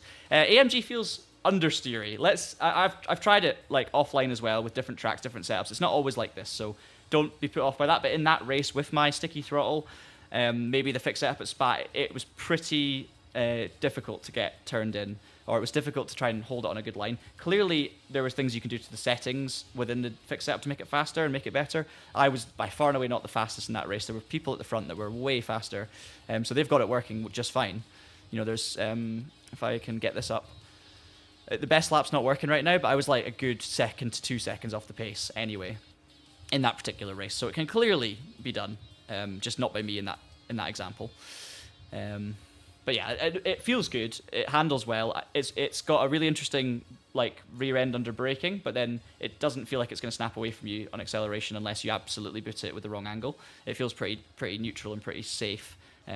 Just a bit too understeery like it was. So some more work to be done there. So yeah. Hey Kevin, hey Adrian, welcome. Sorry, I'm just finishing up, but nice to have you on the stream anyway. Sorry to anyone who's just joined looking for a giveaway. We've already done the 2 giveaways for this stream. So we've got Miguel taking home a copy of Le Mans Ultimate on Steam, so I hope you enjoy that, Miguel. And then did we manage to sort out Lupins? I think we did. Hopefully we managed to sort out Lupins. If we didn't manage to sort out Lupins, hopefully we can sort it before we finish up, but I'll try and get some confirmation. So yeah, if you just joined looking for a code, unfortunately no more on the stream, but keep an eye, as I say, on the Traction social channels, especially X in particular. And we will have a giveaway within the next few days coming up, and you can get some codes. Yeah, you got one. Brilliant. Thanks, Tabs. Much appreciate your support throughout the stream. Big thanks to everyone who's been here. It's been great. Sorry my driving has been pretty bad today. Lots of bad strategy calls with the fuel shortage in the last race, with the erratic driving in this one. The races have been ruined early on. The LMP2 was going well until I spun off, and then obviously had that issue with the performance as well, causing a second spin. But hey, you guys got to look at the game. You can see that from my perspective of playing it today, I'm still loving so many parts of it, but it's not perfect. Like, I was still suffering from issues there, different issues to what I've had before, but the racing itself was great, and when I wasn't having those issues, I was just really enjoying the battles. You can't blame anything on the game about me not taking fuel. You can't blame the game for me not taking new tires. You can't blame the game for me... Okay, erratic driving, you could blame the game if it wasn't actually erratic driving, but maybe it was a little bit silly on the formation lap. I wasn't really in the zone. I wasn't focusing on avoiding it, so maybe you can blame me. Maybe you can blame the game for being too harsh. But either way, much appreciate the comments. And I hope you all have a fantastic weekend, or week, I should say. Jeez, it's not the weekend yet. Playing version 1.0 of Le Mans Ultimate. We're going to record our podcast tomorrow. That'll be out later in the week. So if you have any questions or things you want to discuss, head over to our Discord. Link is in the description. And join in the podcast channel discussion. Answer the question we've got up at the moment. And leave suggestions for other topics. But yeah, that's going to be it. One more plug. we do have our full review. So if you're just new to the stream, if you're trying to decide whether or not to buy LMU as a neutral, whether you're into online racing or offline racing, go and watch our full game review, because we don't just cover the new stuff that's been updated in this particular version. We actually cover the game as an entirety, as if it was a brand new start from version 1.0. So if that interests you, and if you're unsure whether or not to buy the game, go and watch our review in full, and we give you the context as to who should buy it and who shouldn't. Short version being, if you're into online sim racing, definitely buy it. If you're into offline immersive career modes and things like that, then the game's got a long, long way to go. But hopefully it'll be in a great state within a year or so. So yeah, thanks very much. Take care, everyone. Have a great week. And we'll see you again on a Traction stream sometime soon. Bye.